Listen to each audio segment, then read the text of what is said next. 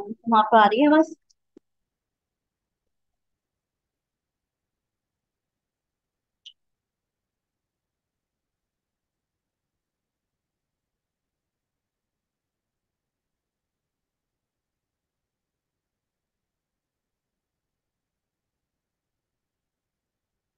तो आवाज आ रही है।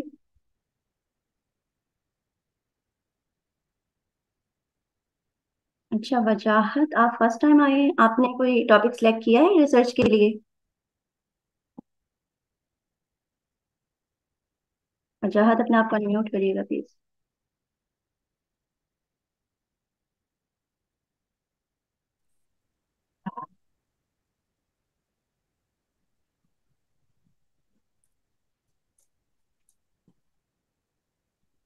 आपकी आवाज नहीं आ रही। चेक कर देखती आप हूँ। आ रही है। जी जी।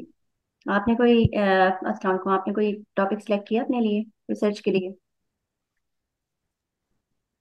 आप मुझसे बात कर रही हैं जी, वजाहत से। अस्सलाम वालेकुम। वजाहत से। अस्सलाम।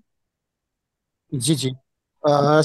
मैं अभी मीटिंग में हूँ और मुझे नहीं पता कि मीटिंग का आज का टॉपिक क्या है या मैं खुद सिलेक्ट करना है।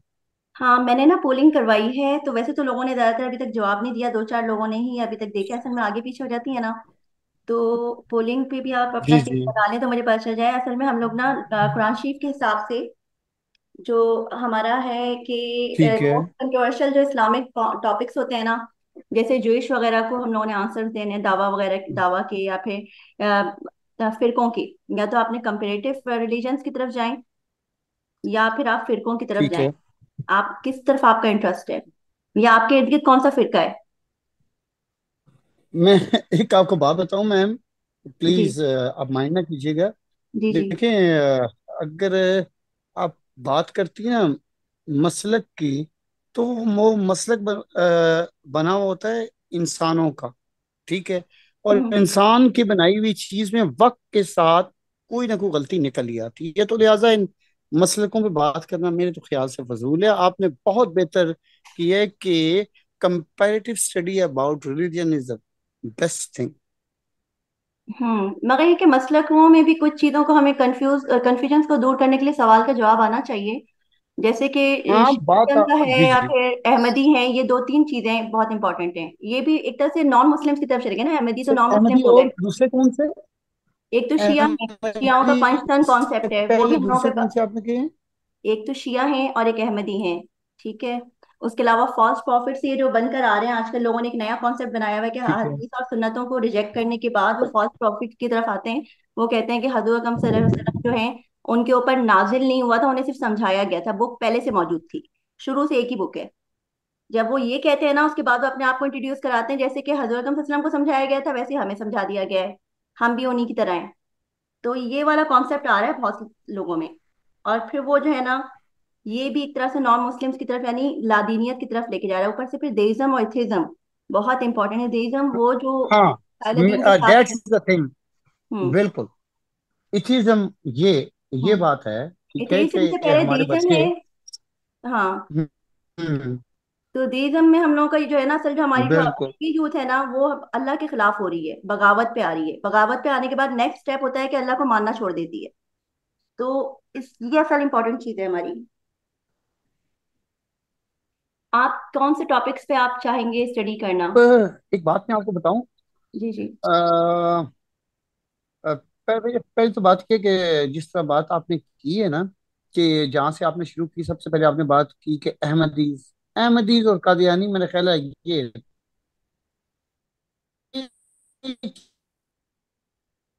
आपके आवाज आपकी कटना शुरू हो गई है। के दो नाम हैं। जी, ठीक है।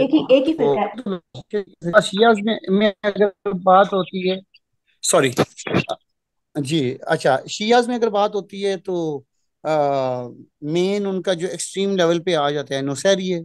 ठीक है। जो मौला अली को खुदा मानते हैं, जी ना। उनको देते ही दतिया खुदा का है। तो बाकी तो शियाज में जो क्या, वो तो नहीं देते, वो हजरत अली को हजरत अली ही मानते हैं। अच्छा, तो उसके बाद जो है, लेकिन उनका जो इमामत का कॉन्सेप्ट है, वो जी थोड़ा सा आपको पता है, थोड़ा सा हम सुन्नियों से डिफरेंट है। और थोड़ा सा क्या, काफी सारे डिफरेंट है। ठीक है। जी जी।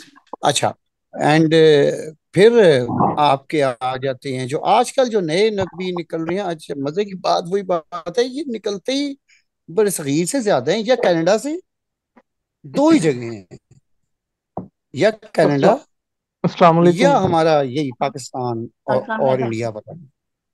अच्छा भाई, खाली अहमदी या फिर शिया, मैं तो सबको ही मानता हूँ कि जो भी गलत करते हैं, चाहे वो खुद को सुन्नी कहते हैं या अहले हदीस कहते हैं या फिर कुछ भी कहते हैं, अगर वो बात किसी हद तक ठीक कर रहे हैं तो हम मानेंगे, अगर वो बात गलत कर रहे हैं तो हम कैसे मान लें।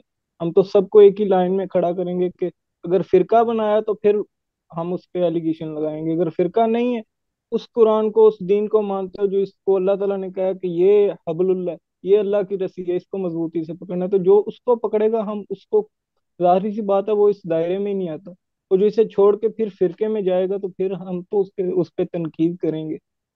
हम एक हाँ ही तो लाइन में फिरका, सबको ये खड़ा सिर्फ करेंगे। फिरका नहीं है अहमदी। अहमदी तो नॉन मुस्लिम्स हो गए ना, ये तो आखिरत को उसको मान ही नहीं रहे, खत्म नबूवत को।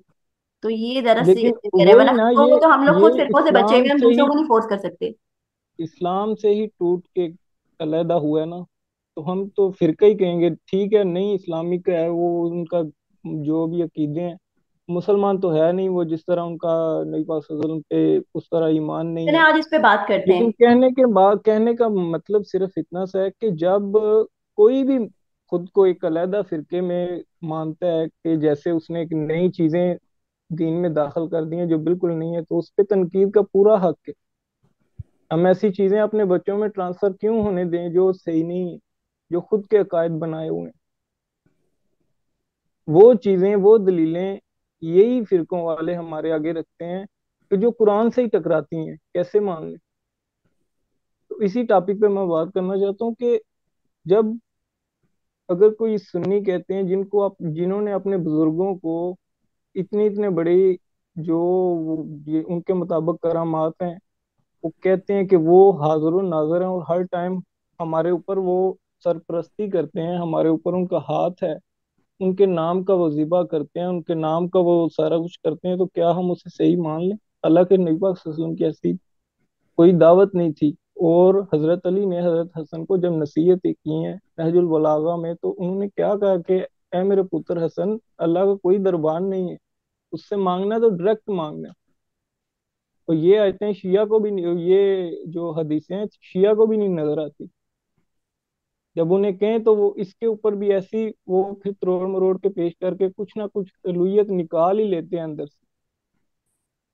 तो हमें इस पे सबसे ज्यादा फोकस करना चाहिए कि अब हमारे मुआशरे में एथीज्म तो पहले ही फैल रहा है, और ऊपर से जो बचा कुछ दीन है, ये इस तरह के थोड़ा बहुत जिनको दीन का इल्म है वो पकड़ के बच्चों को खराब कर रहे हैं। और वो फिर बाहर जाएंगे कि नहीं जाएंगे? खुद ही जाएंगे वो। जब उनको सही से डायरेक्शन दिखाने वाला नहीं मिल रहा तो वो कैसे करेंगे? सर मैं बात करूं। जी हेलो। जी। हेलो, जी जी कहिए। अच्छा सर, बात आपके बिल्कुल बिल्कुल करेक्ट है। ठीक है, दरअसल आ, हम 1000 साल रहे हैं हिंदुओं के साथ। ठीक है। अच्छा, अब इस्लाम में वननेस ऑफ गॉड का इतना मजबूत जो है ना तसव्वुर था ना, कि हिंदुइज्म, जो हिंदू मत जो थी ना मजहब, वो इसको मतलब डैमेज नहीं कर सकता।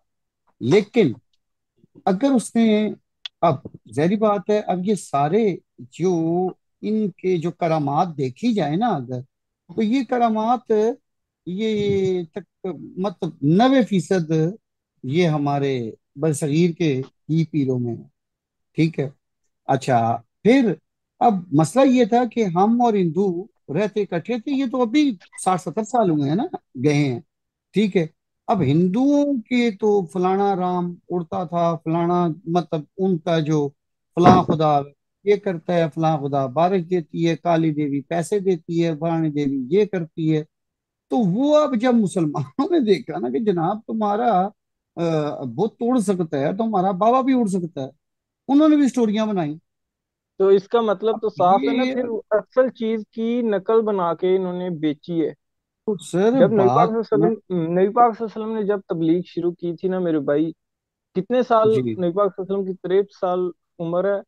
तो जी। उसमें पूरा दीन उन्होंने, मक्का तो मुसलमान कर दिया था पूरा। तो ये जो अरब, ठीक है, मतलब उसके हिजाज बाद कह नबी लो। पाक सल्लल्लाहु अलैहि वसल्लम के जाने के बाद कितनी फतूहात हुई हैं, कितने कितने महाजों पे जंगें लड़ी हैं। रोमन अम्पायर, पर्शियन अम्पायर उलट के रख दिया मुसलमानों ने, यानी उनके पास कोई असल चीज थी तो ये हुआ है।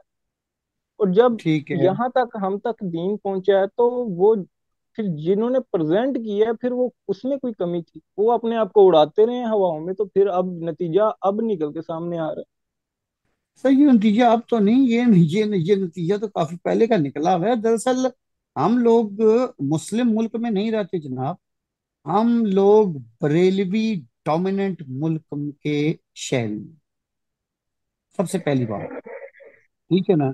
जिस तरह सऊदी अरेबिया में अहले हदीस डोमिनेंट कह लें आप, ठीक है। अब इनकी अपनी अपनी, अब यहाँ पे बिकता है ये चीज। तो हमने जब मजहब को कारोबार बना लिया, दीन तो ना कहीं, मजहब को कारोबार बना लिया लोगों ने, फिर उसके बाद मैं सबसे आसान हल पेश करता हूँ इन सारों को ठीक करने।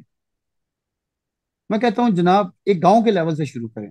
आपको शायद पता हो या नहीं, एक हर गांव का एक नंबरदार होता है। हेलो। है। जी जी, आ रही है आपकी आवाज, बोल। ठीक है। अच्छा, अब अगर गवर्नमेंट एक असूल बना दे ना कि सर नंबरदार वो होगा जो जुम्मे का खुतबा दे, कम से कम इतना एलिजिबल वो होगा कि वो जुम्मे का खुतबा देगा, और जोर से पहले पहले तमाम जितने भी अपने दफ्तरी काम है वो गांव की पंचायतें शैतायतें ये वो उसने सारी करनी। और कम से कम अगर वो 5 वक्त की इमामत नहीं करवा सकता, तो जुम्मे का खुतबा देना इसने, नंबरदार ने। इसी तरह शहर के लेवल पे, टाउन के लेवल पे, जिस जिसका जो जो है ना, ये सियासी जो है आपके MNA MPA, ये सब बड़ी से बड़ी, हर शहर में बड़ी से बड़ी मस्जिद है। ठीक है। जरा ये आप शर्त रखो, ये ऐसे आपको दीन पढ़ते हुए, ये मजहब पढ़ते हुए नजर आएंगे कि क्या ही बात है, एक एक हाफिज इनमें से निकलेगा सियासियों में से। ये 5 वक्त के नमाजी होंगे, इनकी तकरीरें मस्जिद में चल रही होंगी, हम्म। आपकी मस्जिदें भरी भी होंगी। लेकिन ये हमने मुजाहिद भाई, दरअसल मस्जिद को, सर बात की है, हमने दरअसल मस्जिद को बनाना है कम्युनिटी सेंटर। वो हमने मस्जिदों को ताले लगा दिए। अगर लेकिन हमने चाहा मुजाहिद दो भाई, से तकलीफ के, जी भाई। एक बात ऐड कर दूं मैं इसमें, एक अगर आपसे। जी जी सर। जी भाई, जरूर करें बात। हाँ जी। चले ये बात आपकी मान लेते हैं कि ऐसा काम होगा, लेकिन फिर बात तो फिर वही होगी, वो जो जो बंदा होगा वो अपने मसले की ही बात करेगा ना मेंबरों पे आके, सारा कुछ तो फिर वही चलेगा। अभी भी मैं अपने दोस्तों से उठ के आ रहा हूँ, वहां पे भी यही फिरके पे ही बहस हो रही थी। मैं था और मेरे साथ मेरा एक दोस्त था, वो भी मौला अली को लेके, यानी कि नौजुबिल्ला, उनसे यही बातें कर रहे थे कि उनसे नहीं मांगना चाहिए, अल्लाह से मांगना चाहिए। यही चीज तो खत्म करनी है, तो इसको किस तरह खत्म करें, अगले तक बात किस तरह पहुंचाई जाएगी अपनी। नहीं, ये बात सर जो आप अभी बताइए, अगर इस बात पे अगर कहें तो वो ठीक कह रहे हैं ना। यही तो हमने कहना कि हमने तौहीद को, तौहीद का जो लफ्ज है ना, इसको इस तरह बयान करना है कि चौराहों पे खड़े होकर हमें कहने की जरूरत है, तो तौहीद जो है वो अल्लाह के अलावा कोई मदद करने वाला नहीं। तौहीद यही है ना, बेशक, कैसे इस्टेब्लिश करेंगे। बेशक, बेशक। सर क्या कैसे एस्टेब्लिश करें, मेरी बात सुने। आपसे अगर शिया बात करें, शिया को कोई, यार भाई तुम नाजुल बलागा अपनी पढ़ो जाके।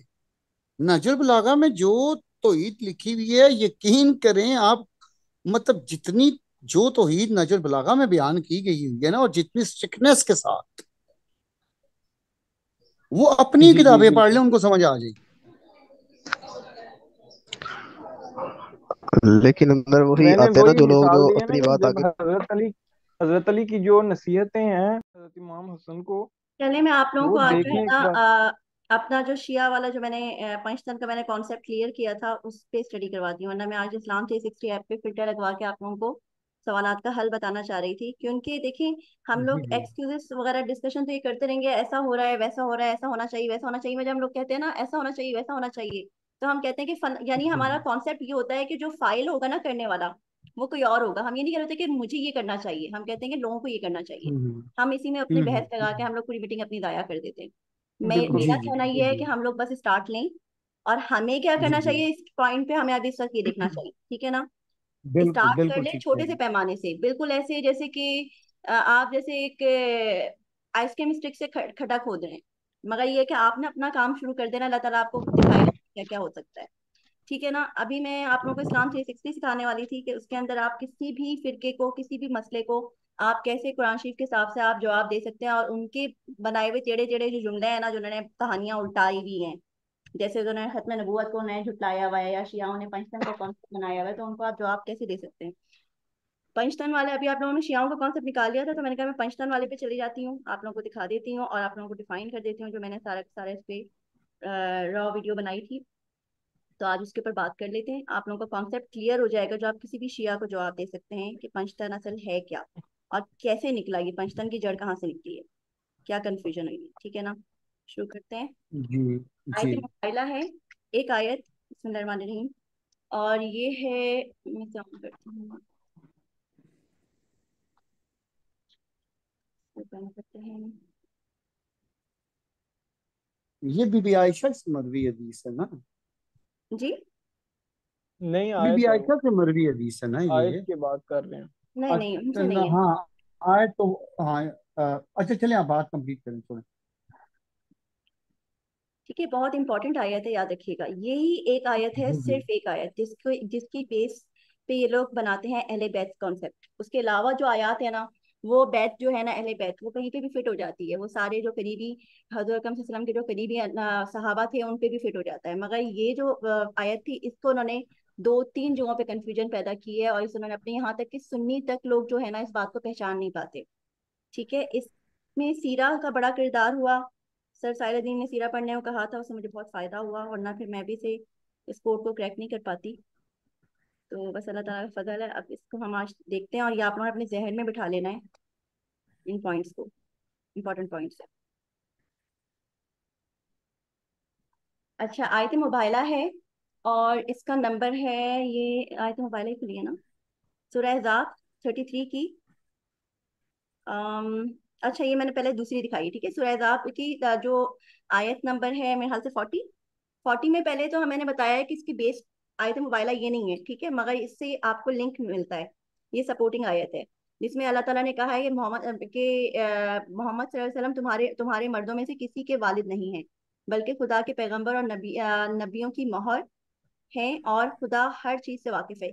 यही आयत जो है, यही अहमदी फिरका भी लेता है, ठीक है, और अपने उसमें काम में मोहर को वो नगीना बना देते हैं। मगर ये वाली आयत जो है सपोर्ट के तौर पे शियाओं के लिए है, कि अल्लाह ताला ने शियाओं को पहले ही बता दिया है कि वो किसी मर्द के बाप नहीं है, ठीक है ना।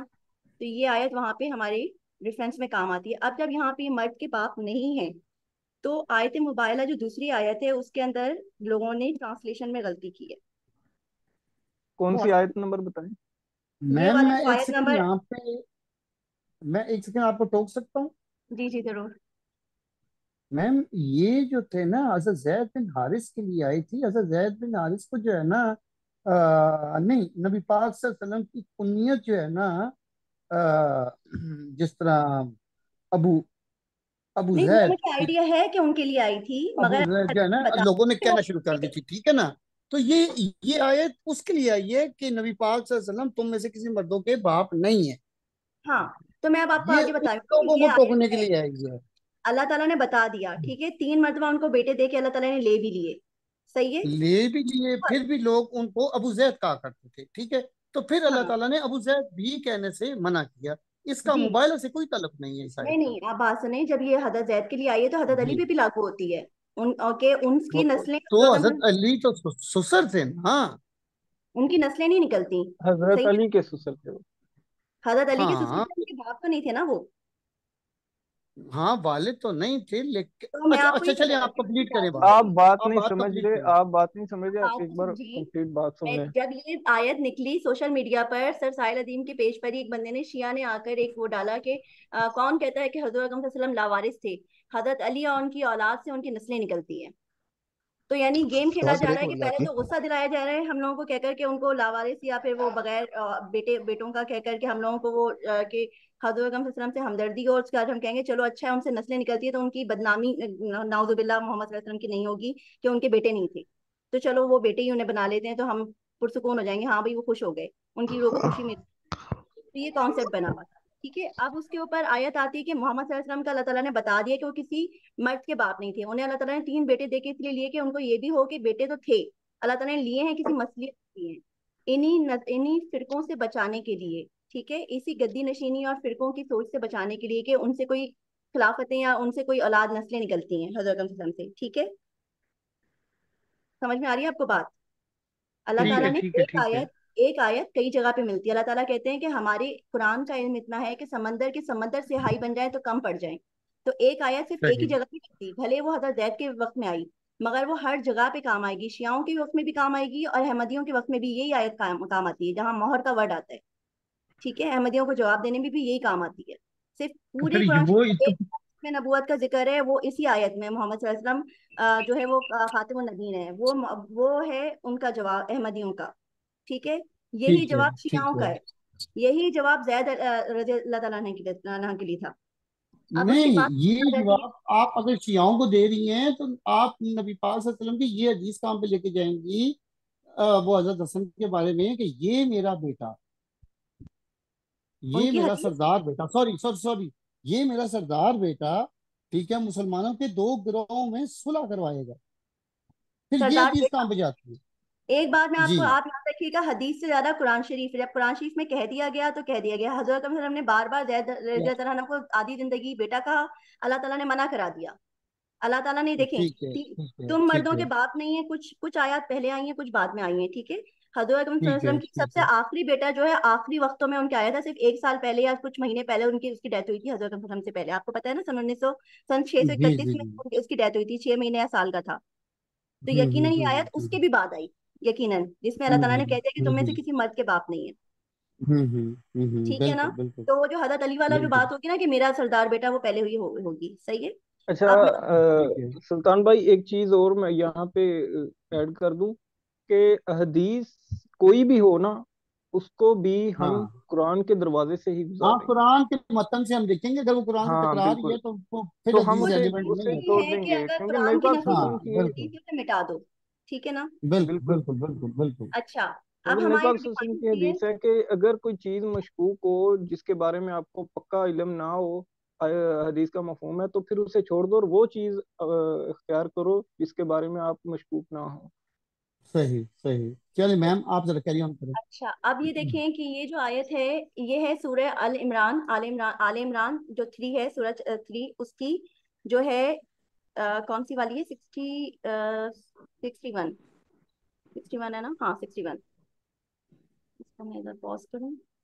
हाँ, अब ये है इसमें बिस्मिल्लाहिर्रहमानिर्रहीम। फिर अगर ये लोग अब ये वाकया है आयतम, ये मुबाहिला इवेंट कहलाता है। मुबाहिला क्या होता है? जब जब दो ग्रोह मिलकर अल्लाह ताला के ऊपर फैसला छोड़ देते हैं कि जो झूठा उस पे अल्लाह की लानत, उसे मुबाहिला इवेंट कहते हैं। ये इंटरनेट पे आपको विकीपीडिया पे बकायदा इवेंट के तौर पे मिलेगा जी कि जी। ये ये इवेंट कौन हुआ सी था। आयत है? ये है सूरह आले इमरान की 61। ठीक है, ये हुआ ये था कि फतेह मक्का के बाद जब हजरत वसल्लम सबको को वो दे रहे थे ना, दावत दे रहे थे उसकी दीन की। तो अब ये था कि या तो लोग इस्लाम ले आए, या तो वो जो है इस्लाम लाए तो जक़ात देंगे। ठीक है ना? और अगर इस्लाम नहीं लाते तो फिर वो जो उनका तरीका होता है, क्या कहलाता है वो, जो देकर जो नॉन मुस्लिम्स रहते हैं, हदिया। वो या अपना, हाँ, ना ना ना ना ना, हदिया नहीं है, ये है आ, तुम दो क्या दोगे? अच्छा, हाँ हाँ, जजिया। जजिया, जजिया सॉरी। हाँ, जजिया का था। अब क्या हुआ कि क्रिश्चियंस का एक वफ्द आया।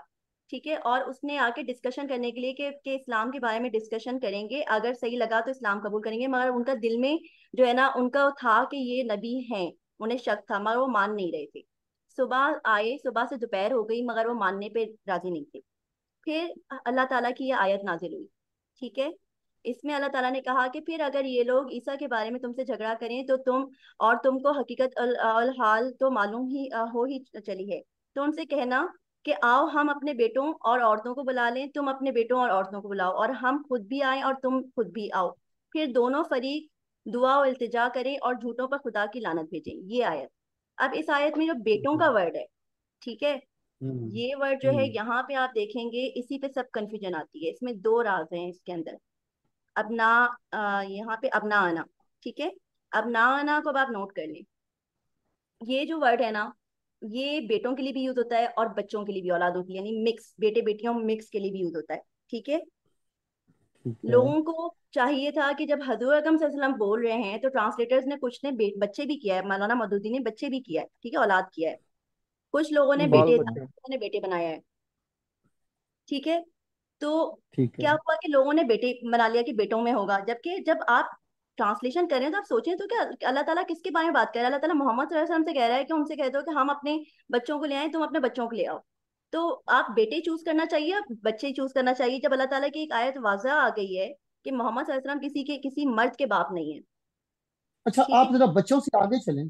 ठीक है, हाँ, बच्चे मान लिया, ठीक है। थोड़ा सा आगे चलें। उसके बाद अब हमने इसको, जब हम इसको सर्च करते हैं तो और सन्स में अपनाना होता है और चिल्ड्रन में भी अपनाना होता है। ठीक है। और ठीक है। चिल्ड्रन का मतलब ठीक भी है। अपनाना निकल के आता है, देखें अपनाना सेम है। सही है। ठीक है। ठीक है। ठीक है। अब दूसरी चीज, एक तो ये कि वो चिल्ड्रन था जिसको उन्होंने बना दिया, अब इसको हम कैसे कंफर्म करवा सकते हैं ये चिल्ड्रन ही होना चाहिए? कि उनके कुरान शरीफ के अंदर से इसी वर्ड को जो हम सर्च करते हैं, ये सबसे बड़ी ट्रिक होती है। ये आपको अहमदी फिरके के लिए भी, जब आप मोहर का जब आप उन्हें सर्च करते हैं ना, तो आपको यही वाली ट्रिक मिलेगी। उसी वर्ड को कुरान हम्म। शरीफ के अंदर से ढूंढने, और कुरान शरीफ आपको खुद जवाब देता है कि इसका मतलब क्या होना चाहिए।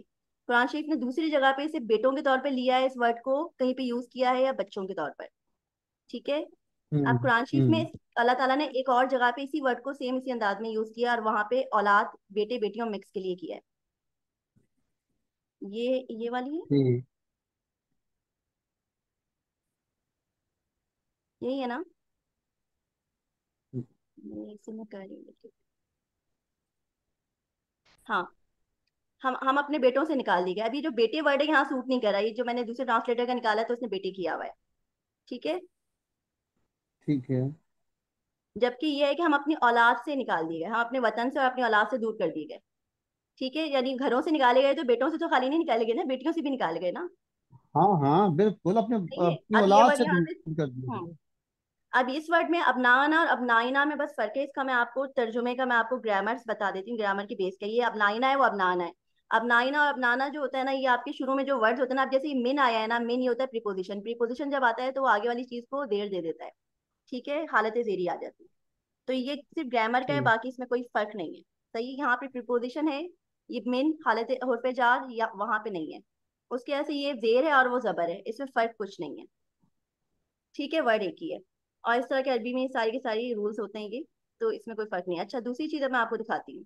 ये अब समझ में आ गया कि गलती ट्रांसलेटर्स की है, मैं बहुत से ट्रांसलेटर्स ने सही भी किया, इसलिए मुझे मौलाना मौदूदी पसंद है। मैं तफसीर किसी की नहीं देख रही होती, जब जरूरत पड़ती है सबकी करती हूँ टैली, मगर ट्रांसलेशन उनकी बेस्ट होती है। उन्हें बात समझ में आई हो या ना आई हो, वो बेहतरीन ट्रांसलेशन करते हैं।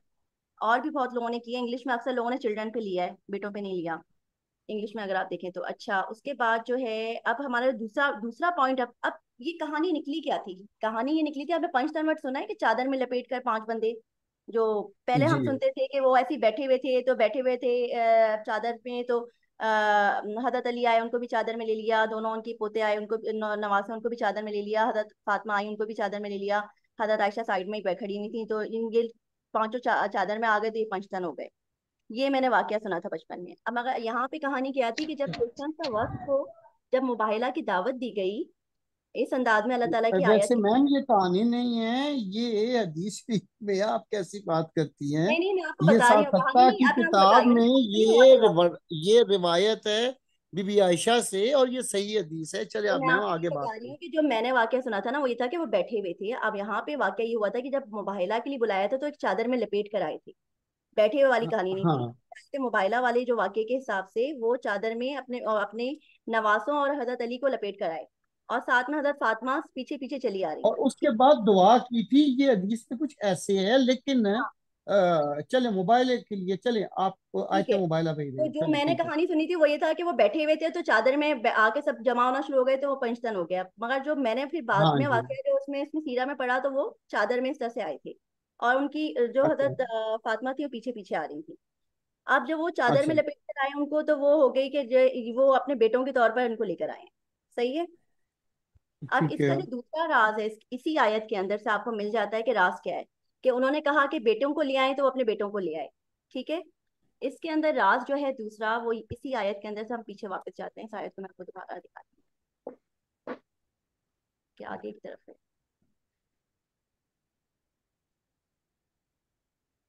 ठीक है, यहाँ पे भी मैंने उनको निकाला है चिल्ड्रन दिखाने के लिए। देखें ये चिल्ड्रन वर्ड है, सही है। लेट अस कॉल अपॉन और चिल्ड्रन, ठीक है। और ठीक। इंग्लिश में उसके बाद हम मेरे ख्याल से वापस यहाँ आ गए हैं। एहसाब, हाँ। बेटों के बाद फिर अब दूसरा ट्रांसलेटर देखते हैं, तो वहाँ पे भी आपको पता चलेगा। शायद मैंने दूसरा ट्रांसलेटर भी इसमें लगाया है।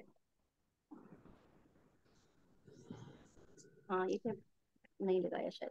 अच्छा, अब जो दूसरी चीज है वो ये है, अल्लाह ताला की जो अल्फाज होते हैं ना, उसकी ग्रामर, किसी भी वजह उसके अंदर, यानी ग्रामर में भी राज होते हैं।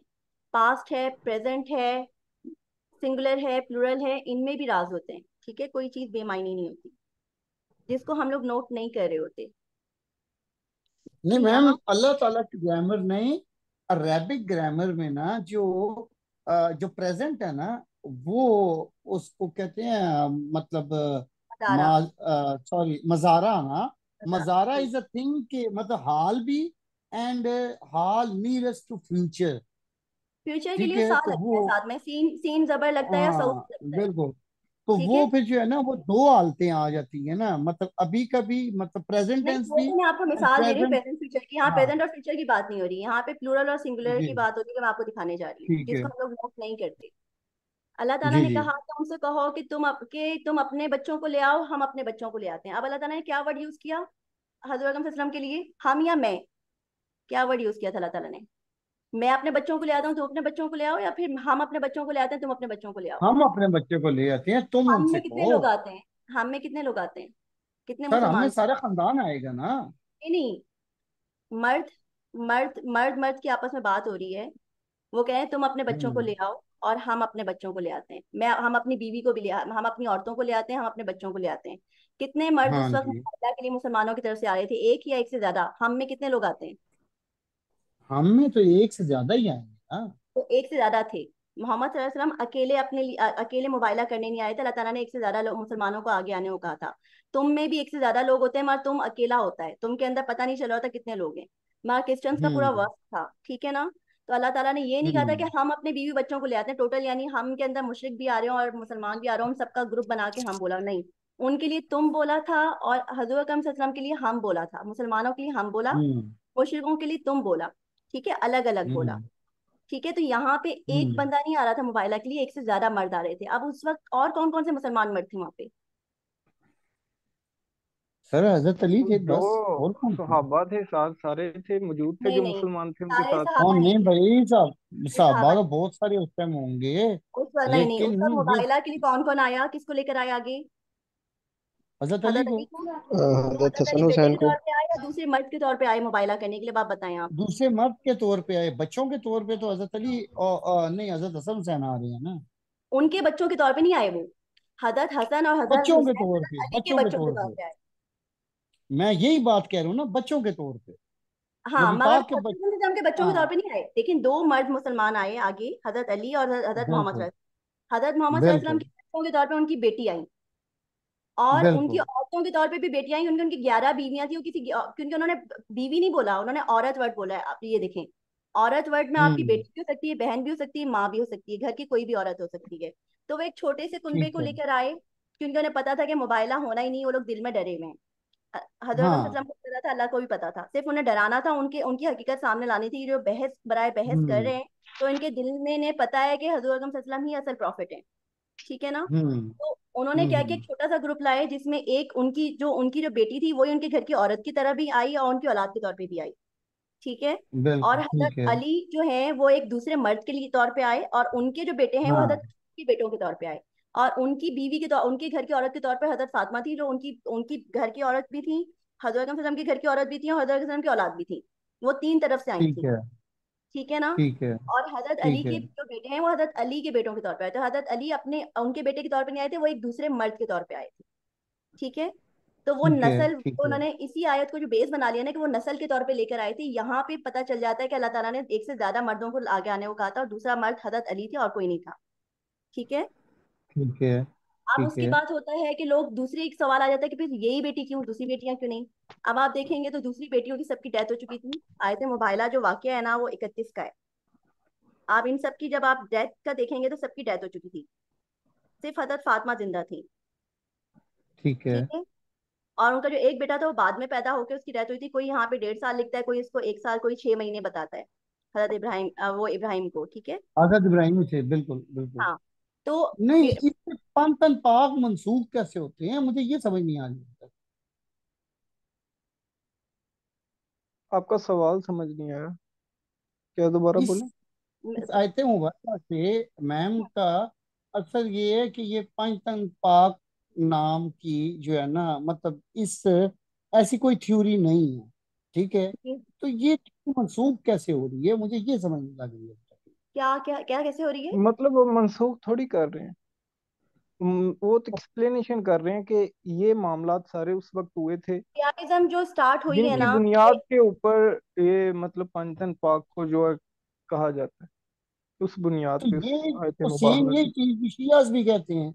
देखिए हजरत अली एक सहाबा थे, वो कोई स्पेशल पर्सन नहीं थे अलग से कि वो उनके के उस उनसे कोई स्पेशल। पहले तो उन्हें बताया जाता है कि हजरत वसल्लम की औलाद की तरह मना लिया जाता है, एक स्पेशल मुकाम दे दिया जाता है बाकी सहाबाओं से हटकर। उसके बाद भी उन्हें मजीद नहीं स्पेशल किया जाता है कि नहीं हजरत मैम, वसल्लम एक ने उनका बात। नाम तजवीज करवाया कि अली नाम रखो, क्योंकि अली अल्लाह के नामों में से है और वो खाने काबा में पैदा हुए थे, तो वो अल्लाह ताला से मिला दिया जाता है उन्हें। ये सारी थ्योरी मैंने शियाओं से ही सुनी है, साई साई बैठकर, जो उनकी है नहीं, ना। अगर तो आप तो नहीं मैम, मैं आपको वैसे बात बताऊं। अ, ये अगर तो शियाज में जो जो शियों के जो अकीदे हैं ना, उनमें जो अकीदा इमामत एक तो सबसे गलत चीज है, ठीक है। क्योंकि अकीदा इमामत में तो वो तो अगर आप थोड़ी डेप्थ में जाके पढ़े ना, तो उसमें तो ये है कि नबूवत ठीक है खत्म हो गई, लेकिन वही का सिलसिला एज अ इल्हाम कह लो, एज अ ख्वाब कह लो, एज अ इस तरह आता रहा, अल्लाह की तरफ से पैगामात आते रहे ये जो 12, सॉरी, 11 इमामों तक, ठीक है। और 12वें इमाम भी अभी जिंदा हैं। तो उनका ये जो अकीदा मतलब इमामत है ना, वो ज्यादा खतरनाक है इससे। इससे तो और वो हजरत अली जो हैं, उनको बाकी साहबा से डिफरेंशिएट ना करना, उनको बिल्कुल बाकी साहबा जैसा समझना, ये मैम आपकी थोड़ी कम इल्मी है मेरे ख्याल के मुताबिक, सॉरी टू से, ठीक है। नहीं नहीं, आप क्योंकि आप हजरत अली की आप वो हदीसें फिर कहाँ पे लेके जाओगे। कौन से साहबी ने आज तक इस बात का क्लेम किया है कि मुझसे कायनात का कोई सवाल पूछो, मैं तुम्हें कुरान में से निकाल के दूंगा, सो उसका जवाब मैं तुम्हें कुरान में से निकाल के दूंगा, ठीक है। किस साहबा के बारे में ये बात बयान की गई है कि मैं इल्म का शहर हूँ, अली उसका दरवाजा है। और हजरत अली का खुद कौल है कि नबी करीम सल्लल्लाहु अलैहि वसल्लम ने मुझे इल्म ऐसे सिखाया है जैसे कि मतलब चिड़िया अपने बच्चे के मुंह में आके चोक चोक के दाना डालती है, ठीक है। जितना इल्म हजरत अली को सिखाया गया उतना तो फिर हजरत अली जो थे ना वो घर वाले थे, बाकी साहबा कराम दर वाले थे। घर वाले में और दर वाले में जमीन आसमान का फर्क नहीं होता है। नहीं, आप तो फिर मैं वही कॉन्सेप्ट, आप तो शियाओं की उसकी उसमें फेवर मैम, में आप जो बात शियाओं कर की रहे हैं बात सच होगी वो मैं सच बोलूंगा। नहीं, सच की बात आप नहीं है ये। हजरत अली का अल्लाह ताला रुतबा ने इमाम आप बताएं, साहब अल्लाह ताला के ने साथ हजरत करोगे तो वो वसल्लम को फिर बात आप 3 बेटे गलत दे के करोगे। लिए क्यों, जब उन्होंने इतनी इंपॉर्टेंस दिखानी थी एक घर के मैम, बंदे की। बेटा कह कौन रहा है, आपने बच्चों वाली बात कही ना, मैंने कहा बिल्कुल ठीक आप कह रही हैं। आपने एक बच्चे कहा मिनट, ना, आपने मेरी बात बुरा सुने। समझाया। अ, मैंने कहा हजरत ठीक है। अली का रुतबा, एक मिनट बात सुने। उनकी बातों से इस तरह कोई आप जो है ना समझ गलत हैं। उन्होंने ऐसी कोई बात नहीं कही जिससे हजरत अली का रुतबा नीचे हो रहा हो या किसी सहाबा का ऊंचा हो रहा है। ऐसी तो हम कोई डिस्कशन नहीं कर रहे। हजरत अली का रुतबा सबको पता है, वो नबी के घर वाले थे, सब बिल्कुल। जानते हैं, ठीक है। वो ये बात एक्सप्लेन नहीं कर रहे, वो जो बात एक्सप्लेन कर रहे हैं आप उसको शायद ठीक से समझ नहीं पा रहे। चले वो फिर बात समझा कर दो। रहे हैं उसके ऊपर बात कर रहे हैं जो आयत मुबारला की, मतलब कि जिस बेस के ऊपर ये पाइथन पाक, मतलब कि ये सारा कंसेप्ट वहां से स्टार्ट हुआ कि जहाँ पे वो ठीक बात कर रहे हैं ना कि जब नबी पाक सल्लल्लाहु अलैहि वसल्लम गए थे तो उनके साथ हजरत अली थे, हजरत फातिमा थी, हजरत इमाम।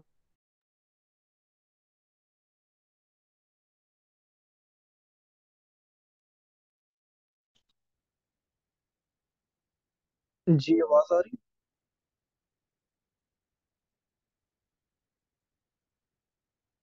जी सर, है? आ हेलो। रही है आवाज। जी जी भाई, आ रही है जी तो मैं आवाज। कह रहा था कि वो ये बात कर रहे हैं कि जब वहां पे वो गए तो वो वहां पे वो पांच ही थे। बिल्कुल ठीक है। तो आपने मतलब किस बात पे वो आप कह रहे हैं कि उन्होंने गलत बात की? नहीं, वो इस तरह ना, मैम ने ये बात कही कि आप जो है ना उनको, मतलब मतलब हजरत अली जो है वो इसी तरह थे कि जैसा एक आम साहब। आम सहाबा नहीं, चार एक स्पेशल मिनट, सहाबा में से। उन्होंने ऐसा नहीं कहा। उन्होंने, आप रिकॉर्डिंग ये हो रही है, आप हाँ, दोबारा भी बाद में सुन लेना, उन्होंने ऐसा नहीं कहा आम साहबा थे, इस तरह नहीं कहा उन्होंने। आपको शायद सुनने में गलती लगी है। हेलो। देखिए मैं जी आपको जी। बताऊं, हजरत अकरम सल्लल्लाहु अलैहि वसल्लम सारे नबियों में सबसे ज्यादा अफजल थे ना, हेलो। जैसे अल्लाह ताला ने। हेलो, आवाज आ रही है आपको? सर। जी। तो जैसे हजरत अकरम सल्लल्लाहु अलैहि वसल्लम सारे नबियों में अफजल थे, मगर अल्लाह ताला ने कुरान शरीफ में हेलो। मुख्तलिफ के आपको हमारी आवाज नहीं आ रही? हमें आपकी आवाज आ रही है? जी जी सर, अब आ रही है। जी। जी। मैं ये कह रही हूँ ऐसे कि नबियों में हजरत अकरम सल्लल्लाहु अलैहि वसल्लम की आदतें अफजल थी, उन्होंने जिस तरह की उम्मत तश्कील दी वो कोई नबी, किसी नबी के वक्त में नहीं हो पाई। मगर अल्लाह ताला ने कुरान शरीफ में कहा कि नबियों में फर्क नहीं करते, यानी जो जो मुसलमान हैं वो किसी नबी में और किसी किताब में फर्क नहीं करते। तो हम लोग भले, हमें पता है कि हजरत अकरम सल्लल्लाहु अलैहि वसल्लम अफजल थे, मगर हम लोगों ने नबियों में जैसे फर्क नहीं करना। इसी तरीके से हमें पता है कि कुछ सहाबा में कुछ क्वालिटीज खास थी। जैसे हजरत उमर की जो क्वालिटी थी, जो उनकी जो पॉलिटिक्स और सियासत और जो हुक्मरानी की जो थी, वो किसी में नहीं होगी। जो हजरत अली में रुश्द था, हम्म। जो जलाल था, उनकी उनकी जो वो हैं, जो उनके कॉल हैं, वो मुझे हजरत अकरम सल्लल्लाहु अलैहि वसल्लम से ज्यादा अट्रैक्ट करते थे। उनके कॉल, हजरत अकरम सल्लल्लाहु अलैहि वसल्लम की कॉल अहादीस में जो सॉफ्टनेस थी ना, उससे ज्यादा मुझे ऐसे सर साहिल अदीन की बातें जोश वाली होती हैं, जैसे ऐसे हजरत अली की बातें सॉलिड थी, जोश वाली और जलाल वाली। हम्म। अल्लामा इकबाल की बातें जलाल वाली हम्म। होती है, उनकी शायरी। तो उनकी बातों में जलाल हम्म। महसूस होता है। मगर हजरत वसल्लम से आहिस्ता आहिस्ता मोहब्बत का एहसास हुआ मुझे। मोहब्बत का एहसास ऐसे नहीं हो जाता कि बस जैसे लोग कहते हैं ना कि भाई नाते बना लेंगे कि भी हमें तो मोहब्बत है। मोहब्बत का एहसास पैदा होता है। हम्म। तो अब मुझे एहसास होता है कि हम्म। उनकी बातों में गहराई है, उनकी उनकी अल्फाज में उनकी रहमदिली झलकती थी हजरत वसल्लम की, इसलिए उनकी बातें सॉफ्ट होती थी। ठीक है ना? हम्म। हजरत अबू हम्म। बकर की मुझे इंपॉर्टेंस नहीं पता थी रजी अल्लाह तआला अन्हा की, मगर जब हजरत वसल्लम की डेथ हुई और हजरत उमर फारूक रजी अल्लाह तआला अन्हा बेताब हो गए, बेचैन हो गए, और उनके मुंह से अला बला निकलने लग गया कि क्या होगा, कि वो तो चले गए। तो सर हजरत अबू बकर ने बताया, उन्होंने वो आयत पढ़ी जो उनके लिए कही गई थी कि उनके जाने के बाद, यानी वो मुझे आयत एग्जैक्टली हाँ, याद, उन्होंने वो याद बिल्कुल दिलाया बिल्कुल। था। बिल्कुल बिल्कुल बिल्कुल बिल्कुल। ठीक है ना? तो उस वक्त मुझे उनकी वो, उनकी जो अक्लमंदी की और जहानत की जो गहराई थी ना, मुझे हजरत अबू बकर की उस वक्त मुझे समझ में आई कि जितने अक्लमंद इंसान सही। थे। और मुझे नहीं पता था कि हजरत उमर फारूक इस तरह से जो है ना वो आइडियलाइज कर रहे हैं, पर्सनैलिटी आइडियलाइज कर रहे थे। तो मतलब उन्होंने हम्म। यही समझा था हम्म। ना कि जैसे मूसा अलैहिस्सलाम टूर पे गए थे, और ये भी बस नबी पाक सल्लल्लाहु अलैहि वसल्लम ऐसे ही गए हैं और आ जाएंगे वापस। तो फिर हम्म। इस पे हजरत अबू बकर सदीक ने खुतबा दिया था कि जान लो कि जो मोहम्मद की सल्लल्लाहु अलैहि वसल्लम की इबादत करते थे तो वो उनको तो मौत आ गई, और अल्लाह को कभी हम्म। मौत नहीं हम्म। आती है। उन्होंने तो ये हम्म। खुतबा दिया था इतना दिल पे पत्थर रख के, तो हम तो इमेजिन भी नहीं कर सकते अब उन लम्हात को। अब ये जो है हजरत अली जितना को अगर पता होता है कि मुझे अगर लोग स्पेशल दर्जा देंगे, उसके बाद नस्लों में मेरी नस्लों को वो स्पेशल दर्जा देंगे, एक वो निकालेंगे, एक फिरका निकाल देंगे, तो वो कभी भी अपने आप को इम्पोर्टेंस नहीं देने देते, वो अलाउ नहीं करते। ठीक है ना? जैसे कि आपको वाकया याद है कि मुझे मेरे किसी जानने वाले ने बताया था कि जब उसके बाद फिर तफरके हुए थे हजरत वसल्लम की डेथ के बाद, तो हजरत आयशा रज़ी अल्लाह ने गुस्से में एक जुमला बोला था, मैंने किसी से सुनी है बात, कि उन्होंने कहा था कि जब तक मेरी ऊँटनी के घुटनों घुटनों तक खून नहीं आ जाएगा, हम जंग करेंगे। यानी मुसलमानों की आपस में जंग की बात कही थी किसी बात को गुस्से में आके। तो हजरत अली रज़ी अल्लाह ने जाकर उनकी ऊँटनी के घुटनों तक घुटने काट दिए थे कि खून की आप बात सही। करें, मैंने आपकी आपकी कसम तोड़ दी, आपकी कसम यहाँ टूट जाती है कि हम्म। आपके घुटनों, ऊँटनी के घुटने जमीन पे आ गए और खून भी आ गया। ठीक है ना? ठीक। तो अगर उन्हें ठीक। पता होता कि इस तरह से फिरका बनेगा, उनको इम्पोर्टेंस देकर, या किसी भी एक सहाबा को, जैसे कि सुन्नत सुन्नी है, बरेलवी है, वो हजरत उमर फारूक और दूसरों को इम्पोर्टेंस दे देते हैं, हजरत अली को नाउजुबिल्ला बुरा भला कहने लगते हैं। और हजरत अली वाले जो हैं वो हजरत अली को इम्पोर्टेंस दे देते हैं और दूसरों को नाउजुबिल्ला बुरा भला कहने लगते हैं। तो ये चीज हम लोगों का काम नहीं है। हम लोगों का काम है कि हम सबको एक साथ लेके चले। सब में इम्पोर्टेंट, सब में खासियत होती है। किसी में कोई चीज खास थी, किसी में कोई चीज खास थी। नो डाउट कि वो उनके कुरैश खानदान के थे और वो उनकी नस्ल से थे और उनके भतीजे थे। ठीक है? और पहले और दूसरे, यानी एक पहला मुसलमान बच्चा थे। ठीक है? शुरू शुरू के मुसलमानों में से थे। तो उनकी बेटी के शौहर थे, उनके नवासों के बाप थे, तो बहुत सारी उनकी इंपॉर्टेंस है। मगर हम जब जहाँ फिरकों की बात आती है तो वहां पे हमें स्ट्रिक्ट होके हमें कहना पड़ता है कि वो करीबी सहाबाओं में से थे, मगर ये नहीं था कि वो एक नस्ल चलाने वाले बन जाए। उन्हें उन्हें नस्ल चलाने में आप नहीं कह सकते कि उनकी नस्ल उससे चल रही है। उस पे पंचतन पे आप जब देखते हैं, पंचतन पे जब वो 4 8 10 आयतें कोट करते हैं ना, उनकी जब आप शियाओं की साइट्स पे जाएं, ठीक है, तो उसमें बाकी की सारी आयात जो है ना वो बिल्कुल भी रिलेवेंट नहीं है। वो सब अहले बैत इस तरह से आती हैं कि आपके करीबी सहाबाओं का जो ग्रुप था, या आपके करीब सारे खानदान का जो, जिसमें बीवियां बच्चे सब लोग आ जाते हैं, उनके ग्रुप में सब एक जैसे यकसा में आ जाते हैं। ठीक है, वो उसमें आ जाती है, यानी वो एग्जैक्टली इंप्लीमेंट नहीं हो रही, मगर इस वाली आयत को बकायदा घुमा फिरा के इम्प्लीमेंट किया जाता है नस्लों पे। ठीक है, इसलिए मैंने आपको ये 3 4 आयतें बताई हैं कि जब आपके किसी शिया से वो हो, मनाजरा हो, तो आप अच्छे तरीके से उन्हें, ये मैंने जब उस बंदे को बताया तो बंदा चुप हो गया था। वरना वो जिस तरह से वो, मैंने कहा आप ये जो प्ले कार्ड वो कार्ड खेल रहे हैं ना, कि उनको नाउजुबिल्लाह हज़रत सल्लम को कि ये के बारे में कि कौन कहता है कि उनकी कोई बेटा नहीं था, उनकी उनकी नस्लें उनसे चली। तो अल्लाह ताला ने जब खुद बेटा देकर लिए, 3 3 बेटे देकर ले लिए, तो फिर हम लोग कौन होते हैं कि हम लोग उनकी नस्लें आर्टिफिशियली चलाएं। ठीक है, तो इस चीज में हम अच्छा लोग को अकलमंदी से चलना पड़ेगा। मैं आपको बात बताऊं वैसे, इससे बेहतर चीज तो आपका दरूद इब्राहिमी है। जी। जब दरूद इब्राहिमी में कहा जाता है कि जी। मतलब अला मोहम्मद व आले मोहम्मद कमा सल्लैता व आले इब्राहिम, ठीक है। अब इब्राहिम की आल कौन है जिन पे हम दरूद भेजते हैं? जो हजरत इब्राहिम पे ईमान कौन लेके है? आए। और सारे भाई ही। बनी इसराइल, सारे बनी जो इसराइल ईमान ना। लेके आए थे, जो जी जी। ईमान वाले थे, जो मगर तो ईमान देखिए, वाले थे। दुरूद हम अक्सर भेजते बनी हैं, बात इसराइल सुने, जो दुरूद हम लोग उन ईमान पे नहीं भेज रहे। वाले बनी इसराइल, देखें, दुरूद शरीफ के अंदर दुरूद हम सर उन पे नहीं ईमान भेज वाले रहे बनी होते, हम इसराइल। कहते हैं अब उनकी सारे तरह। बनी इसराइल तो काफर तो नहीं थे ना।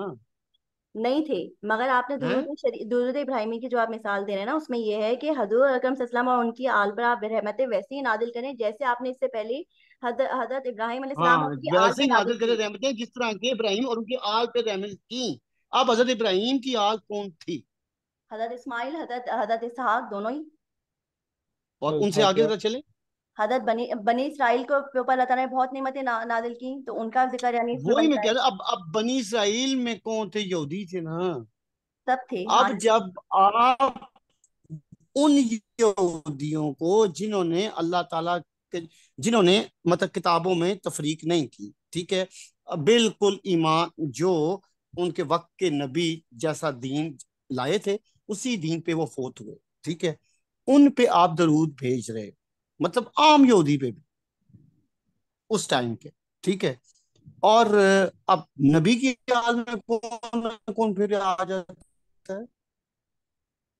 एक मिनट है ओ भाई, यहाँ वो पे तो हम सब तक चलती है, ठीक है, एक हम आम मुसलमान तक शायद। भी चलती है। अच्छा, ये जो सूरत है अल इमरान, ये तो शिया को सबसे बड़ा जवाब है, वो जो आल आल इमरान, सईदों को आल बनाए बैठे इमरान हैं कौन? ना। अच्छा, एक भाई बात बताएं, आप आल बताएं इमरान हजरत कौन इस्लाम सी? की जो बीवी है वो हमारी माँ कैसे हो गई? अगर वो हमारी माँ हुई तो बकायदा। क्या हम उनका खानदान नहीं खिलाए? अगर हजरत नहीं इस्लाम हमारे बाप नहीं, होते मेरी हम उनका बात सुने, हम उनका ये तो खानदान नहीं वही खिलाए, आल बात। हम लोग नहीं खिलाए। हाँ, तो ये तो कुरान पाक में था ना, कि ये तो कुरान पाक में सूरत आई हुई है ना कि नबी पाक सल्लल्लाहु अलैहि वसल्लम जब फोत होने लगे थे तो काफी जो अरब के जो सरदार थे उनकी ख्वाहिश थी कि ये फोत होंगे तो हम इन बीबियों के साथ शादी करेंगे और मतलब हमारा मकाम अफजल होगा। तो अल्लाह ताला तो दिलों के हाल जानते थे, तो उन्होंने पहले ही ये आयत नाज़िल कर दी कि ये जो नबी की बीवी हैं ये उम्मत की माएँ हैं। तो जब वो उम्मत की माई हुई तो हम लोग भी तो औलाद हुए ना, आल हम लोग नहीं कहलाएंगे क्या? आपको आल तो में क्या लग रहा है? मैं भी मैं ये कह रहा हूँ कि आल में यहाँ तक कि एक आम मुसलमान भी शामिल होता है। जिस बिल्कुल। तरह इब्राहिम की आल में एक आम यहूदी शामिल होता है ना, जो कि ईमान की हालत में फोत हुआ, ठीक है। ये नहीं कि जो आजकल की जो उनकी तौरा है, ठीक है, वो नहीं उसमें नहीं। नहीं, आप बात अच्छा, ठीक कर रहे हैं। और बिल्कुल सही मोहम्मद कह सल्लल्लाहु रहे अलैहि हैं। वसल्लम की आल में तो आम मुसलमान भी आता है। बिल्कुल सही कह रहे हैं। तो ये तो वो जो आयत जो आप कह रही हैं, उससे तो बेहतर तो दुरूद इब्राहिमी से उनको जवाब दिया जा सकता है। देखिए, आयत को डिफाइन करना हमारा जरूरत इसलिए क्योंकि उसको उन्होंने बेस बनाया हुआ है ना। जब हम उस आयत को ही खोलकर उनके सामने ले आएंगे उसके बाद उनका हम्म। इशू नहीं बनता। फिर उसके बाद दुरूद इब्राहिमी नेक्स्ट आता है, जब उनका दिल नरम कर दिया जाता है, उनकी उनकी सोच खोल दी जाती है, हाँ ठीक है, उनकी गिरहें खोली जाती हैं, उसके बाद दूसरे सपोर्टिंग ठीक है। चीजें आएंगी तो वो सुनेंगे। वरना वो वहीं अटके रह जाएंगे कि यहाँ पे तो नस्ल का जिक्र कर दिया गया, ठीक है। इवेंट ये था कि वो नस्ल के तौर पे उन्हें लेकर आए थे। आपने बताना है कि यहाँ पे दो पॉइंट्स छुपे हुए हैं जो आप नहीं देख रहे। एक तो बेटों के अलावा इसको औलाद के तौर पे लिया जाता है कुरान शरीफ में, दूसरी आयत में भी औलाद के तौर पे, बेटे बेटियों दोनों के तौर पे ये वर्ड लिया गया है। फिर वो एक बंदा नहीं, एक से ज्यादा बंदों को अल्लाह ताला ने आगे आने को कहा था हम्म। मुसलमानों की तरफ से। आपने ये दोनों पॉइंट्स खोलेंगे तो दूसरा बंदा आपकी बात सुनेगा, उसके बाद आप हम्म। दूसरी सपोर्टिंग आयत लेकर आएंगे। ठीक है ना। अच्छा, अब ये वाली तो हो गई। अब यही सेम जो तरीका हम्म। है ना, आपको अहमदियों का भी तोड़ आपको इसी इसी ट्रिक से मिलता है। एक ट्रिक मैंने क्या बताई है इसमें, आप लोगों को बड़ी ट्रिक क्या मिली है? एक वर्ड जो आपको कुरान शरीफ का जो कंफ्यूज करने वाला है, वही वर्ड आप कुरान शरीफ के अंदर से ही ढूंढेंगे, वो आपको जवाब दे रहा होगा। अल्लाह ताला ने ऐसे हाँ पजल बिल्कुल, रखा वो है कुरान किसी शरीफ में। दूसरी इसीलिए आयत में कोट हुआ हुआ होगा। जी, बिल्कुल। अहमदी फिरके में जो बेस आती है आयत की, वो ये वाली आयत है स्टार्टिंग में, बिल्कुल जो मैंने आपको दिखाई थी ना, जो मोहम्मद सल्लल्लाहु अलैहि वसल्लम किसी के बाप नहीं है और नबियों में आखिरी नबी है। ये वाली आयत जो है ना, इसको बनाते हैं अब अहमदी फिरका। इसको बनाते हैं, वो कहते हैं कि ये जो है ना, खातिमुन नबीन का मतलब होता है नगीना नबी, आखिरी नहीं होता। ठीक है, खातिम वर्ड कहाँ है, कहाँ था इसमें? खातमुन नबीयीन का मतलब क्या होता है? सॉरी, डिस्टॉर्शन आ गई थी। मोहर का मतलब ना, मोहर, यहाँ ये मोहर देख रहे हैं आप, ये खातिम और नबीन, खातिम, खातिम का वर्ड वो कहते हैं, खातिम का मतलब नगीना भी होता है। यानी अरबी में दो मतलब है खातिम के, एक नगीना है खातम, और एक जो है वो मोहर है। तो मोहर। अहमदी कहते हैं कि उन्होंने कि अल्लाह ताला ने जो एक ही जगह पे सिर्फ खातिम का मोहर का वर्ड लिया गया ना आखिरी नबी, ठीक है। वो कहते हैं वो आखिरी वर्ड नहीं लिया गया था, वो लिया गया था नगीना नबी है। ठीक है। नबियों में नगीना नबी यानी बहुत अच्छे नबी हैं, खास नबी हैं। आखिरी नबी नहीं कहा गया, इसलिए जो है नबूवत खत्म नहीं हुई, नबूवत चल रही है। ठीक है। अब आपने जो मैम वैसे मैं आपको एक बात बताऊं, एक एक सेकंड। मैं अहमदी या कादियानी, बात एक ही है। उनका अकीदा ये है कि रिसालत जो है ना, वो खत्म हम्म, हो गई। ठीक है, रसूल कोई नहीं आएगा। और क्योंकि मतलब रिसालत मीन्स के मतलब अब ये जो दीन चलेगा वो यही है। मतलब कुरान और कोई किताब नहीं आएगी, ठीक है। एंड यही सारे असूल रहेंगे सिर्फ। और नबियों का सिलसिला खत्म नहीं हुआ। वो ये चीज कहते हैं रसूलों का सिलसिला खत्म हुआ है। जी, तो मैं नबियों आपको का ये वो बता कहते हैं रही कि हूँ ना, सिलसिला खत्म खातिमुन नहीं हुआ। नबीन, अब ये नबीन वर्ड है, नबीन के साथ मोहर लग गया, नहीं नबियों का सिलसिला खत्म हो गया है यहाँ पे कुरान शरीफ में आयत में। वो कहते हैं नबियों का सिलसिला खत्म नहीं हुआ, यही जी कहते जी। हैं ना। आप इसी का तोड़ बिल्कुल ये बिल्कुल है कि आप बिल्कुल। इसी वर्ड को जब आप निकालेंगे ना उसमें, कुरान शरीफ में ढूंढेंगे, बिल्कुल स्टार्टिंग में आपको सूरह बकरा में जो हम लोग देख रहे थे, सूरह बकरा में हम लोगों ने इस बार जो रमजानों में हम लोगों ने स्टार्ट किया था वो तफहीम का, तो उसमें उसमें 14वीं या कहीं 7वीं कुछ इस तरह की आयत थी, शुरू शुरू की आयत में आपको मिल जाएगा कि मोहर के हमने उनके दिलों पे, कानों पे, आंखों पे मोहर लगा दी है। ठीक है।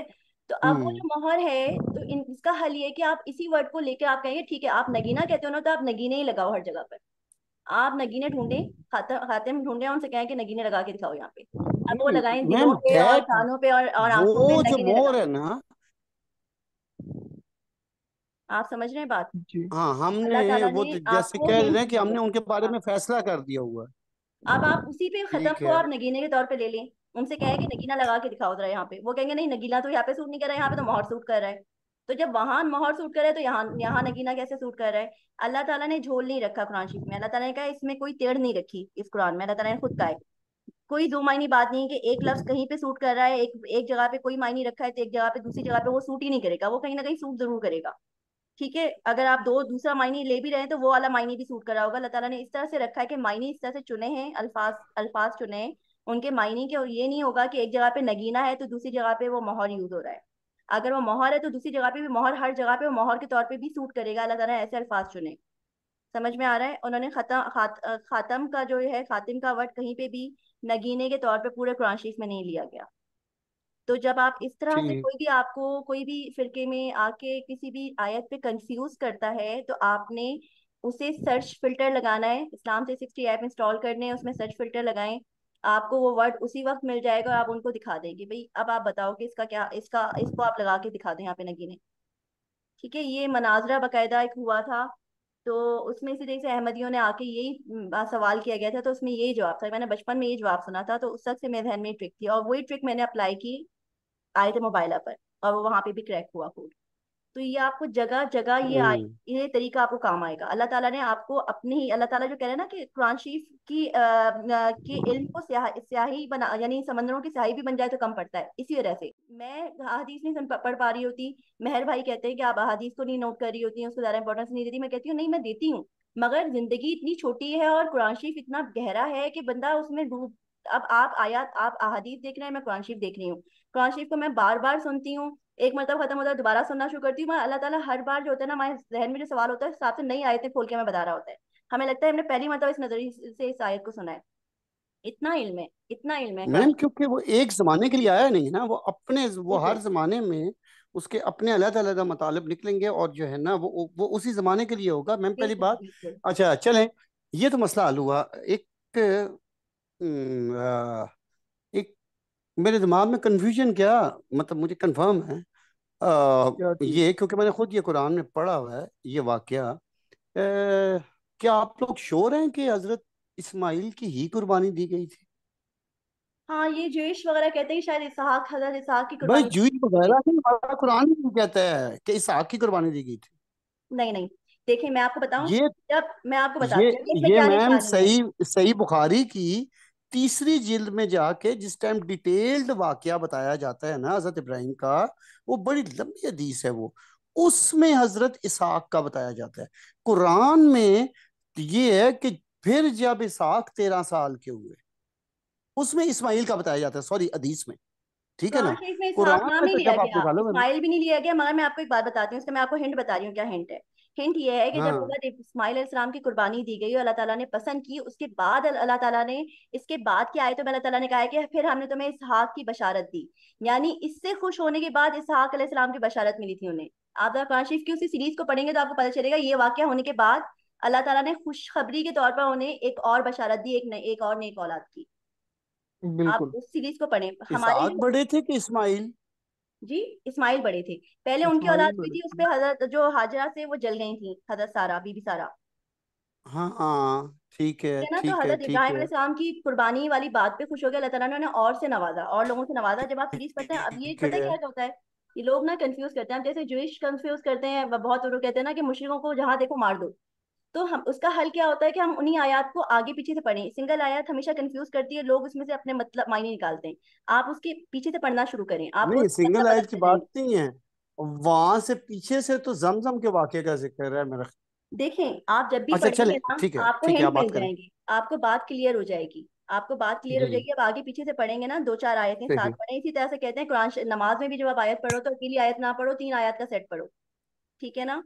तो क्योंकि सही। ये आयत जो होती है ना, वो किस कॉन्टेक्स्ट में पढ़ी गई है, किस बंदे के लिए अल्लाह ताला ने मुखातिब किया है, मुशरिकों को मुखातिब किया है, या मुसलमानों को किया है, या मुनाफिकों को किया है, या मोमिनों को किया है, कुछ पता नहीं होता।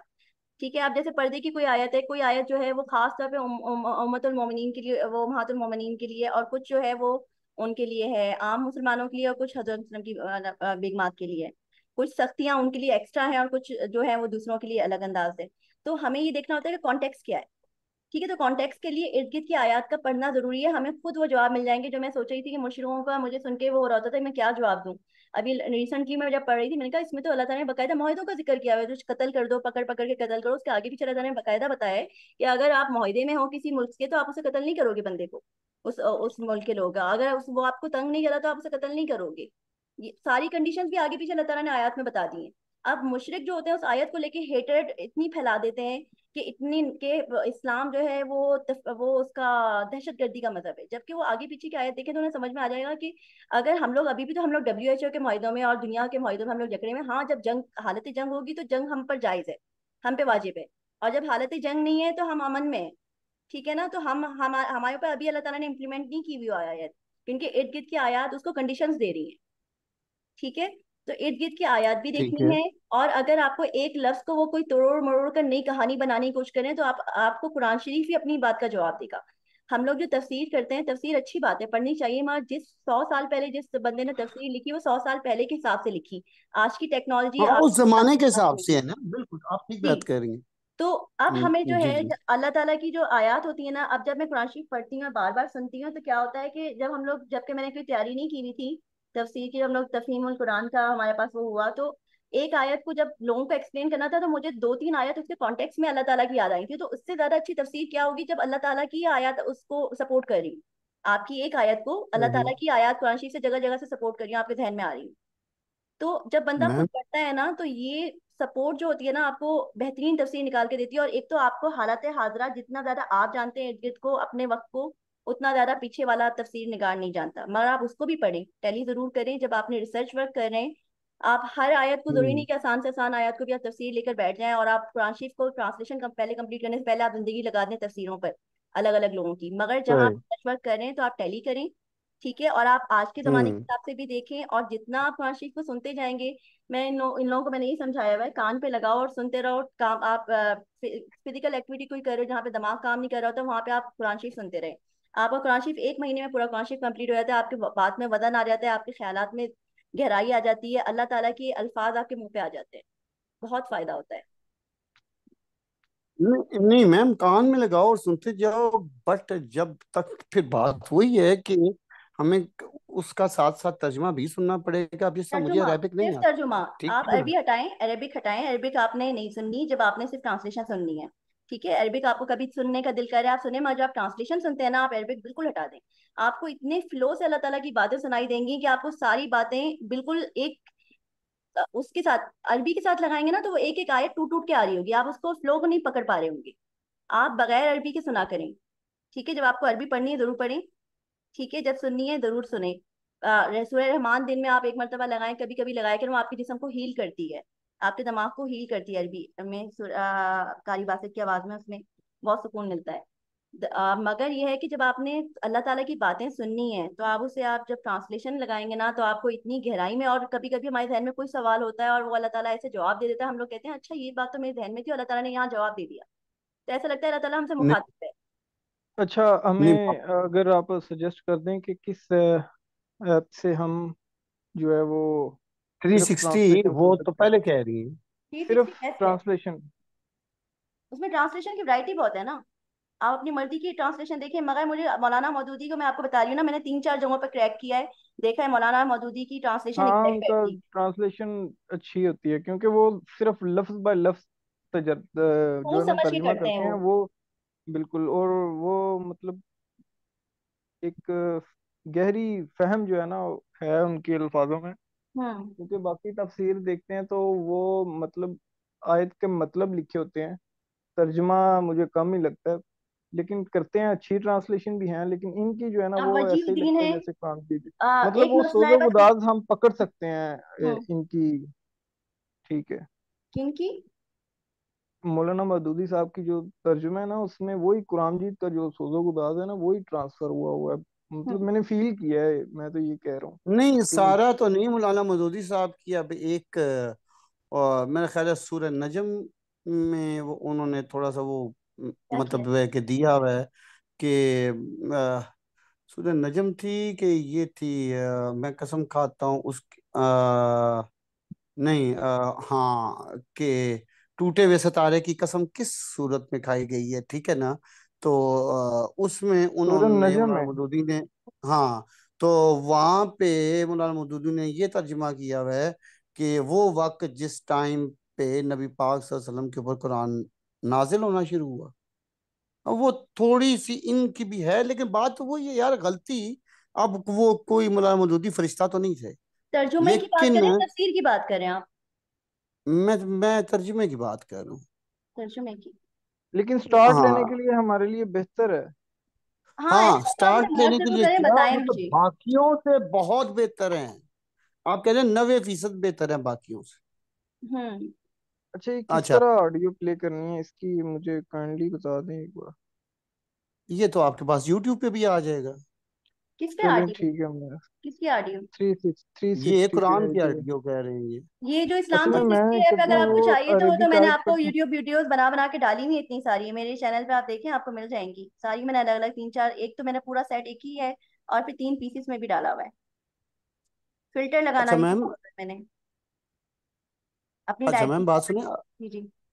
जी अभी आपने थोड़ी देर पहले एक बात की थी जी जी। कि जब भी मैं कुरान पाक सुनती हूँ तो मुझे कोई नई से नई चीज समझ आती है, या नया कुछ सोच का दरवाजा खुलता है, ये आप कह लें।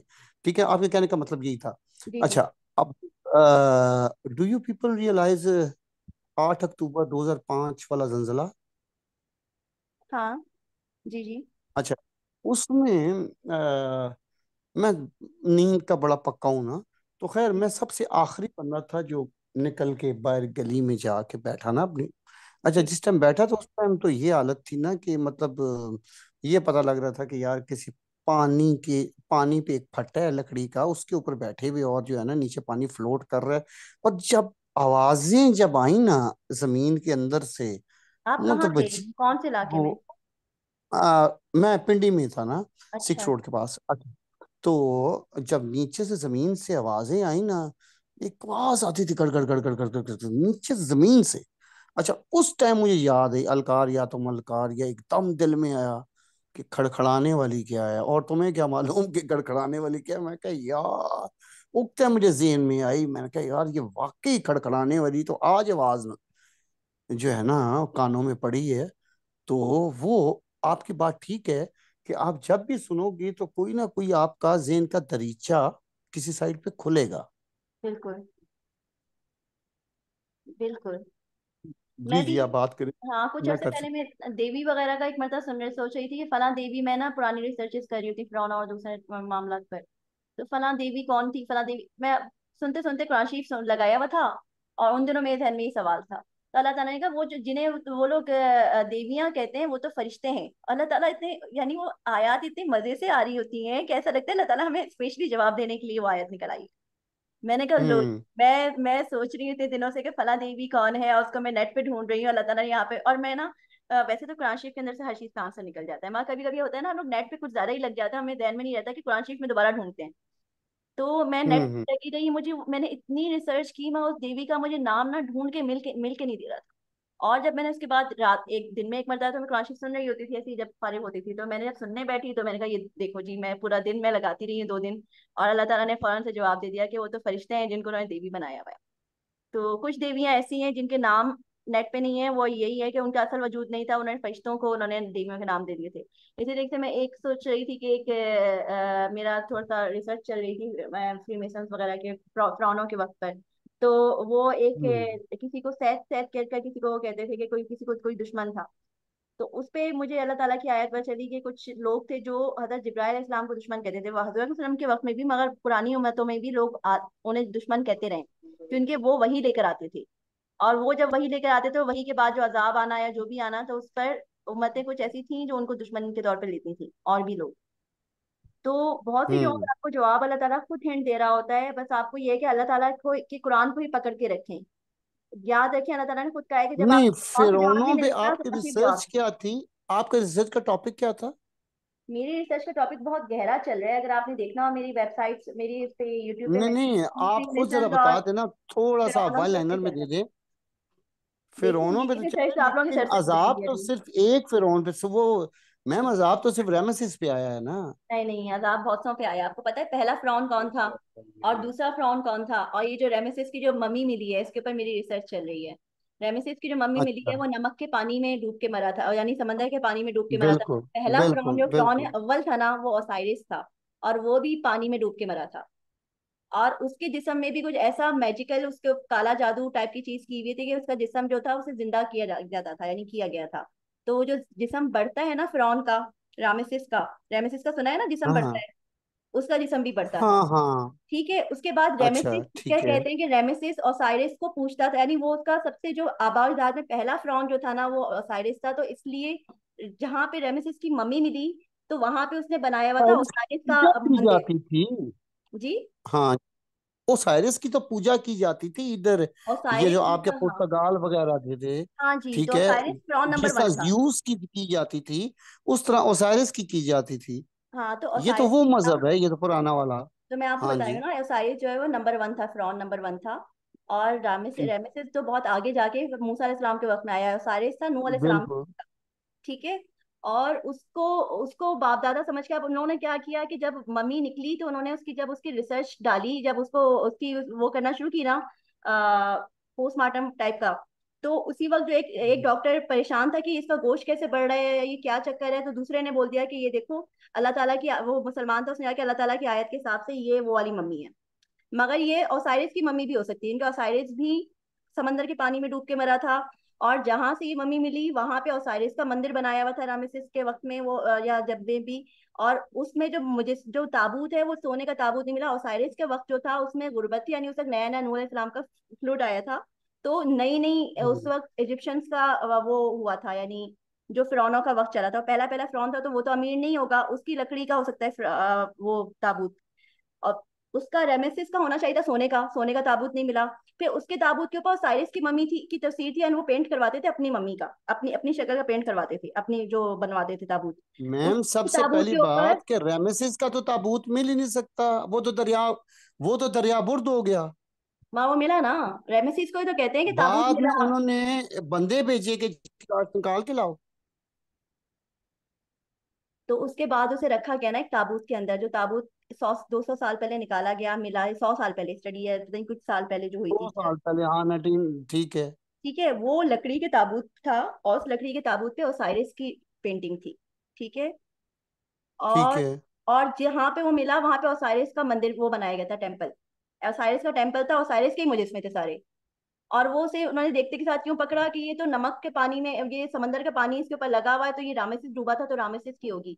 ओसाइरिस भी डूबा था, और ओसाइरिस डूबा तो था हजरत तो नूह बात अलैहिस्सलाम के कंफर्म वक्तों में। नहीं है कि जिसको हम रामेसिस की मम्मी समझते हैं ये ओसाइरिस की भी हो सकती है। हो सकती है, क्योंकि उसका अभी तक उसकी एग्जैक्ट जो कार्बन डेट नहीं पता चली, मैंने नेट पे निकाली, कहीं नहीं पता चली। सिर्फ वो जो कैनोप्टिक जार्स थे उसके साथ एहतियातन रसूमात के तौर पे रखे गए, उनकी कार्बन डेट तो थी, जो जो खाली थे, खाली मिले थे उस मंदिर में। वो तो उस वक्त के थे मूसा हम्म, अलैहिस्सलाम के वक्त के, मगर उस अपनी मम्मी के नहीं मिले, मम्मी की कार्बन डेट अभी तक नहीं मिली उसको, क्योंकि लोगों ने इजी सही। लिया, उन्होंने खुद से ऐसे बना दिया कि मूसा अलैहिस्सलाम के दौर की होगी, क्योंकि कुरान शरीफ में जिक्र है। ठीक है, मैं कुरान शरीफ में एक जिक्र याम का भी है, जो नूह अलैहिस्सलाम के वक्त का बेटा था, जिसको अल्लाह ताला ने बिगड़ा हुआ हम्म। काम कहा कि वो, अल्लाह ताला ने मरने के बाद भी उसे है में कहा कि वो जिंदा रह गया था, या जो भी था वो मरा हुआ भी कहा गया उसे, और है में भी कहा, और ये बिगड़ा हुआ काम भी कहा कि तुम्हारी औलाद नहीं रहा वो। ठीक है, तो वो जो वो था ना ओसाइरिस, ओसाइरिस नूह इस्लाम से पहले का, यानी उसके के सैलाब से पहले का की पैदाइश, और 100-200 साल बाद तक की वो दिखाई गई है। हजरत इदरीस अलैहिस्सलाम के दौर में इस तरह के जादू टोने और इस तरह मैम एक को बड़ी सेकंड आप खटक यहाँ पे लगी। रुक जाएं। नूह अलैहिस्सलाम से पहले की पैदाइश और वफात उनसे 100-200 साल नहीं बाद नहीं, की। उनसे पहले की पैदाइश नहीं, उनके सैलाब से पहले की पैदाइश, उनसे सैलाब उनके सैलाब से पहले की पैदाइश ना। 2400 BC और था ना, तो 2600 BC और 2200 BC के दरमियान। तो 2200 BC के दौरान तो नूह अलैहिस्सलाम के दौरान तो वही बचे थे, वही जो कश्ती पे सवार थे उनकी। एक बेटे को बाहर भी अल्लाह ताला ने डुबोया था, और उसको डुबोते के साथ ही वो तो जैसे वो डूबा पहाड़ था पे तो अल्लाह चढ़ ताला गया ने था ना, पानी रोक वो दिया तो था। डूब गया। अल्लाह ताला ने वो पानी तो रोका। डूब गया। हाँ, उसके आप ना मेरे पास उसकी पूरी वीडियो बनी हुई है, ओसाइरिस के ओरिजिन ऑफ वो ओसाइरिस के नाम से। ठीक है, तो अच्छा मैं आपको हाँ, एक बताती बार हूँ। वीडियो ऐसे आपको सारी रिसर्च देख लेनी चाहिए, ऐसे आपको जो है ना वो पजल समझ नहीं आएंगे। ऐसे आपको समझ नहीं नहीं क्योंकि आएगी। सर उसको एक्सप्लेन आपकी करना बात से, ठीक उसको है, एक्सप्लेन करने के लिए लेकिन फिर अब वाकई टाइम उस चाहिए थोड़ा। बहुत वो सारी बच। गहराई है, मेरी रिसर्च इतनी छोटी सी नहीं है। वो रिसर्च पता है कहाँ से निकल रही है? रिसर्च निकल रही है फिरौनों के, सॉरी, ये जो ये है ना, फ्रीमेसन्स और इल्यूमिनाटीज, इनकी सेक्रेट बुक्स हैं, जिनके पास, जिनका एक्सेस मुझे भी और नेट पर मौजूद है। उनकी अच्छा बुक में ठीक है। हॉरस है, जो ओसाइरिस का बेटा है। ठीक है, जिसको वो लोग मानते हैं एंटाई क्रिस्ट, जो लौट के आएगा, जिसे कहीं बंद किया गया था। वो बाइबल के हिसाब से उसकी डेट्स लेते हैं, बाइबल में जब बंद करने का जिक्र किया गया था 2000 साल पहले, बाइबल क्रिश्चियंस की आई थी, और बाइबल में लिखा है कि 1000 साल पहले हमने उसे बंद किया गया। बाइबल में मेंशन है 1000 साल पहले, यानी बाइबल 2000 साल पुरानी है, तो यानी 3000 साल पहले। वो भी इसी तरह से लेते हैं कि हॉरस को 3000 साल से कहीं पे बंद किया हुआ है। हॉरस पलट के आएगा और लाइट ठीक के है। खुदाओं के साथ मिलकर लड़ेगा। हॉरस और साइरिस की ठीक औलाद है। था। समझ में आ रहा है आपको कहानियां? ठीक है। ठीक है। तो ठीक है। ठीक है। ठीक इसलिए है। ये मैं रिसर्चेस हमारी जो चल रही है ना, वो यही रिसर्चेस चल रही हैं। याजूज माजूज की एग्जैक्ट लोकेशन भी मैंने कुरान शरीफ के हिसाब से और बाइबल्स के हिसाब से निकाली थी, आप मेरी यूट्यूब पर देखिएगा वीडियोस वगैरह। तो आपको समझ में आएगा आप वो अपना रिसर्च। यूट्यूब का जरा लिंक, आपका चैनल कौन से नाम से? हिरा अंसारी कुरानिक साइंस और हिस्ट्री वगैरह के नाम से आपको मिल जाएगा। चलो ठीक है, ठीक है, मैं देख इसमें जो लूंगा, है ना ठीक है, इतनी आप छोटी सी देखना। लोकेशन एक है याजुज माजुज की जो मुझे मिली है, वो ऐसी है कि अगर रिसर्च उस पर स्टार्ट हो जाए तो वो 1 महीने के अंदर वो क्रैक हो जाएगी कि वो सच्ची है झूठी है वो जगह। वो दो पहाड़ी के नाम तक हैं, चले। उनके दरमियान की वो समझे 100 स्क्वायर फीट के दरमियान की जगह होगी जो बंदे ने सर्च कर दी। बाइबल और सही। की निशानियों के हिसाब से मैंने उसमें प्रूफ्स डाले हुए हैं, वो भी देख लीजिएगा अच्छा और मैम, किताब का पूरा ओरिजिन है। अच्छा मैम, एक प्लीज मुझे बात बताइए। जी जी। अ, हजरत आदम के और हजरत नूह के दरमियान कितने 100 साल का फर्क है? कोई कहता है कि 6,000 साल पुरानी दुनिया है, कोई कहता है 50,000 साल पुरानी दुनिया है। तो 50,000 साल से है। आप मैं हजरत कह रहा आदम हूँ इस्लाम हजरत की जिंदगी में शुरू आदम से और लगा कर हजरत दे। नूह के दरमियान। ह- सर, हजरत आदम और हजरत नूह के दरमियान कितना फर्क है हजरत आदम आपके अलैहिस्सलाम के अंदाजे के मुताबिक? बाद हजरत इदरीस अलैहिस्सलाम का जिक्र है ना कुरान मजीद में। ठीक है। और उसके बाद हजरत नूह अलैहिस्सलाम। देखें नूह ना। अलैहिस्सलाम पोते थे इदरीस अलैहिस्सलाम के, ये तो हमें जी जी। कंफर्म है। हाँ ये तो पता हाँ। है। ठीक है। और हजरत आदम और हजरत फिर इदरीस अलैहिस्सलाम के दरमियान उनके कितने दरमियान के सौ आठ साल दस का नस्लों फर्क का है? मेरे ख्याल से फर्क था, मेरे ख्याल से 6-8 नस्लें तो थी। 6-8 नस्लें तो थी। अच्छा, फिर इंसानियत इतनी फैल कैसे सकती है, इंसान इतना फैल कैसे सकता है, मुझे ये बात समझ नहीं आती। कि अगर जो है ना, ये आपके जो पिरामिड्स हैं, ठीक है, सरसाइल अदीम की थ्योरी के मुताबिक, जिनको वो इल्यूमिनाटीज बोलते हैं, उनकी कि थ्योरी ठीक है, मैं भी कि मानती दुनिया हूँ। के 4 कोने, ठीक है, जो मेक्सिको में भी आपको वही पिरामिड्स मिलते हैं, न्यूजीलैंड में वही मिलते हैं, इधर भी वही मिलते हैं, डैट मीन्स के मतलब, यार 1,000 साल भी कर लो ना, तो 1,000 साल में भी इंसान इतना, मतलब ये तो डेवलप जो, मतलब अभी की डेवलपमेंट देख लो, और उस टाइम का इंसान की जितनी औलाद भी फैल जाए फिर भी इतना, मतलब वो बरे आजम अमरीका तक नहीं पहुंच सकता। मगर पहुंचा है ना। अच्छा, एक बड़े यहाँ पे आजम यहाँ अमेरिका पे के आप 13। देखें हजरत आदम अलैहिस्सलाम की एज कितनी बताई गई है। मुझे कंफर्म नहीं है ये बात। करीब 900 साल या 1000 साल। हजरत नहीं, वो नूह अलैहिस्सलाम की बताई गई है। 950, हजरत मगर आदम वो उससे अलैहिस्सलाम फ्लड से की पहले की। इसी तरह मतलब कमो पेश इतनी है, और हजरत इदरीस अलैहिस्सलाम की भी इतनी ही थी एज, और हजरत नूह अलैहिस्सलाम की सर भी इतनी ही थी। लेकिन इनकी ग्लेक्सिकन एज और थी, जमीन की और थी। सर वो किसी बागे अदन में भी रहे हैं बड़ा अरसा, ठीक है, वो एज कैलकुलेट करके बताई गई है या जमीन की बताई गई है, ये बात श्योर नहीं थी, ये बात श्योर नहीं है अभी तक भी, कि उन्होंने हजरत अमा हवा के साथ किसी बागे अदन, जिसको बोलते हैं आमतौर पे जन्नत ही बोलते हैं, चलें जन्नत ही कह लें, तो अब वहां पे भी तो गुजारा है टाइम। अब वो वल्लाह आलम को प्लेनेट था को, वाकई जन्नत थी, क्या था क्या वो नहीं, जन्नत ही लेकिन थी, वो तो कुरान शरीफ देखें, कुरान शरीफ के जो मेन आयत है ना उनको हम लोग पता ही क्या करते हैं, हम लोग उसके भी मायने अखज कर लेते हैं। अल्लाह ताला ने बहुत आसान अल्फाज में मैम, बताया। जन्नत निकला है जिन से, जिन को कहते हैं ना नजर आने वाली चीज को। जिन अलग है, जन अलग है। ठीक है जन्नत ना? अलग चीज है। अब जन्नत भी नहीं, उसी जिन से ही आगे ड्राइव जिन हुआ हुआ वर्ड है। एक मिनट, जिन से जन्नत नहीं की, जन्नत एक अलहदा वर्ड है और जिन एक अलहदा वर्ड है। जैसे ठीक है, फिरदौस, वैसे जैसे जिन का मैंने तो मतलब ये होता है सुना छुपा था, वो हुआ, ये जिन कि का मतलब है जो है ना, छुपी जो हुई चीज। अभी तक जिस चीज को किसी ने देखा नहीं हुआ, हालांकि जो कुरान में जब जिक्र है कि उस बाग में मतलब उनको जन्नत जैसी जगह पे रख दिया गया था, मतलब जन्नत, आई डोंट थिंक सो कि अभी तक वो, नहीं, फिर मेरे वो ख्याल से नबी आप पाक। वो जवेद अहमद गामदी साहब का जो फलसफा है उसको लेके चल नहीं, रहे हैं। गांधी साहब का नहीं, ये मैंने डॉक्टर साहब ये अहमद साहब का, ये मैंने नहीं सुना नहीं हुआ नहीं, है ये ये लेक्चर। जवेद अहमद गामदी साहब का ये फलसफा है कि वो ये मानते हैं कि वो नहीं, जन्नत ये मैं इसी दुनिया फलसफे की में बात थी नहीं कर रहा, कहीं ये पे। मैंने उनके लेक्चर सुना था कि उस बाग अदन में, ठीक है, कि उस बाग में, लेकिन चले जी हम जन्नत कह देते हैं, लेकिन असल में हमारी अभी बात और थी लाइफ पता पे। क्या है, कुरान मजीद में लफ्ज है कि उनको जन्नत में रखा, तो फिर हुक्म हुआ कि उतर जाओ यहाँ से। हम्म। तो फिर ठीक है। मतलब क्या मतलब जन्नत से उतर जाओ, वो क्या इसी प्लेनेट पे था अच्छा, कुछ के वो कुरान वहां से मजीद में उतारेंगे। लफ्ज, आवाज आ रही है। जी जी आ रही है, आज मजा आ रहा है ना। कुछ एक्टिव लोग आ गए। अच्छा, कुरान मजीद में जो वो आयत है, वहां पे जिक्र है अनजलना का जिक्र है। अनजलना नहीं, लफ्ज नजलना इस तरह लफ्ज कुरान है। शरीफ को ना हमेशा हमेशा ना हम लोग को अल्लाह ताला ने बहुत आसान अल्फाज में, अल्लाह ताला ने कहीं पे भी निकाह के हमने मुश्किल अल्फाज में नाजिल किया है। लोगों ने इसे कंफ्यूज बना दिया है कि इसका मतलब ये नहीं होगा, ये होगा, जन्नत है तो जन्नत है। हाँ, तो उसका तो मतलब ठीक है ना, जन्नत है तो वहां से अल्लाह ताला ने कहा उतर जाओ नीचे। तो वो हम्म। कोई सोर्स था जिसके जरिए वो आ गए इस दुनिया में, या अल्लाह ताला ने उनको उतार दिया यहाँ पे? बिल्कुल। क्योंकि जब हजरत जबरील इस्लाम को अल्लाह ताला ने कहा था कि मिट्टी लेके आओ जमीन से, तो वो आए, वो मिट्टी लेके पहुंचे वहां पे वापस। वो मिट्टी लेके तो जमीन से गए ना। जी। 7 किस्म की मिट्टी हजरत जिब्रील अलैहिस्सलाम ने, जिन्होंने जिन्होंने रूह कब्ज करते हैं ना उनका, इसराफील या कौन थे, इजराइल। इजराइल अलैहिस्सलाम थे, या फिर जिन्होंने आखिरी सूर फूकना है शायद उनका, कोई थे। मैंने एक वाकया बचपन में सुना था कि मिट्टी लेने के लिए पहले फरिश्तों को भेजा, फरिश्तों को उसने जमीन ने दुहाई दी कि ऐसा ना करो, फितना ना बनाओ, और तुम्हें अल्लाह का वास्ता है। वो वापस पलट जाते थे फरिश्ते कि अल्लाह का वास्ता सुनकर। फिर दूसरा फरिश्ता खैर, अल्लाह का वास्ता बात तो सुनकर पलट यहाँ जाता था। पे मतलब ये इस बात की तो ये हमारे पास दलीलें भी हैं कि वो इस जमीन के मामलात नहीं थे। हाँ, वो इस जमीन के कहीं मामलात नहीं अदन थे में अल्लाह थे, ताला के, और जहां मैंने भी हम थे। लोग साइंस को लेके आते हैं ना, कहते साइंस कैसे हो सकती है। अल्लाह ताला साइंस से हटकर है। हम लोगों को जो इतना भी अगर इल्म है ना, अगर मुझे थोड़ा बहुत इल्म है जो आप लोगों को लगता होगा पता नहीं मैं अक्लमंदी की बातें कर रही हूँ, तो मेरा इल्म तो कुछ भी नहीं।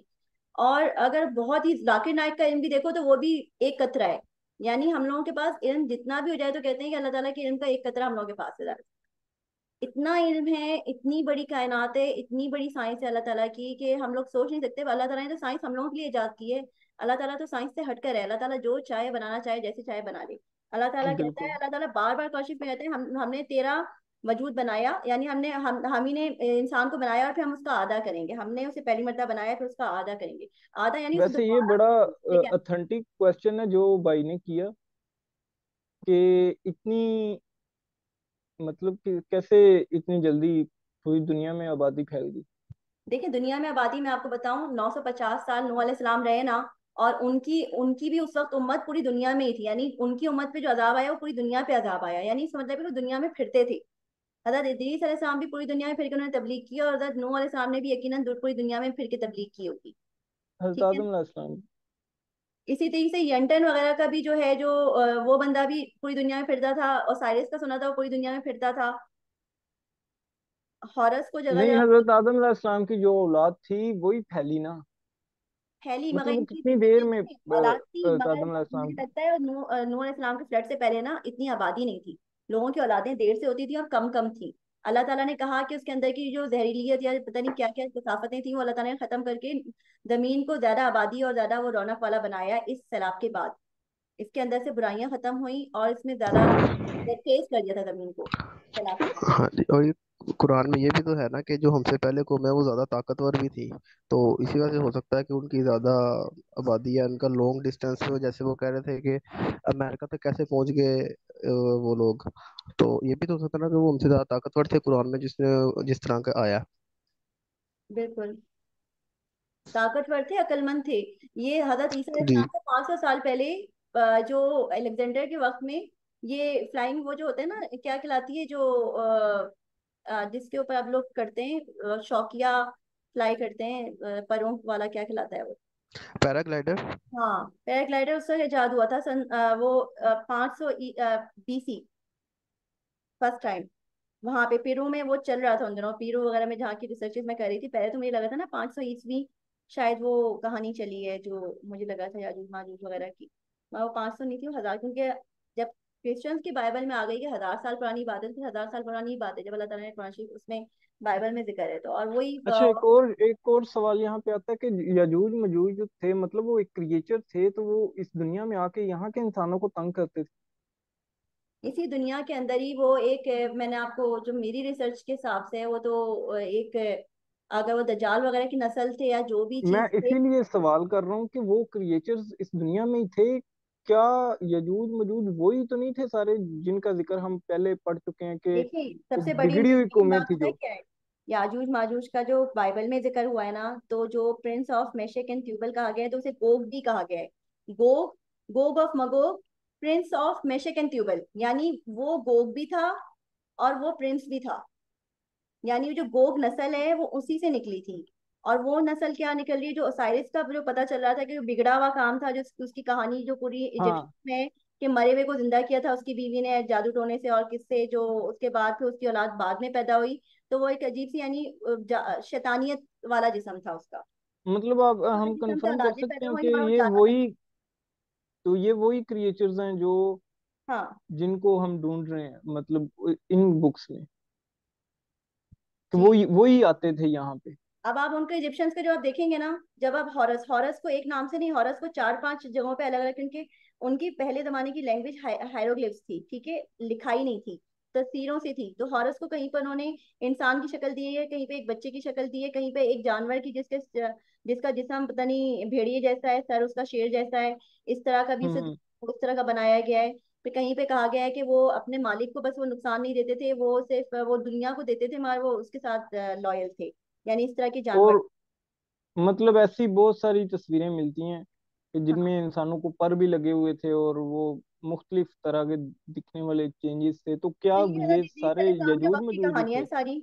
उसके बाद क्या नहीं, उसके बाद हजरत नूह अलैहिस्सलाम के वक्त तक चलती रही है, मगर ये कि ये जिन्नात वाली कहानियां बहुत ज्यादा जो है ना, ये जो उस वक्त जो हारूत मारूत का दौर आया था ना, जो जिन्नात और जादू टोने, और जो जिन्नात जो यहाँ पे आके कह रहे थे कि उन्होंने नस्लें बना रहे थे अपनी, तो वो वाली कहानी हुई थी।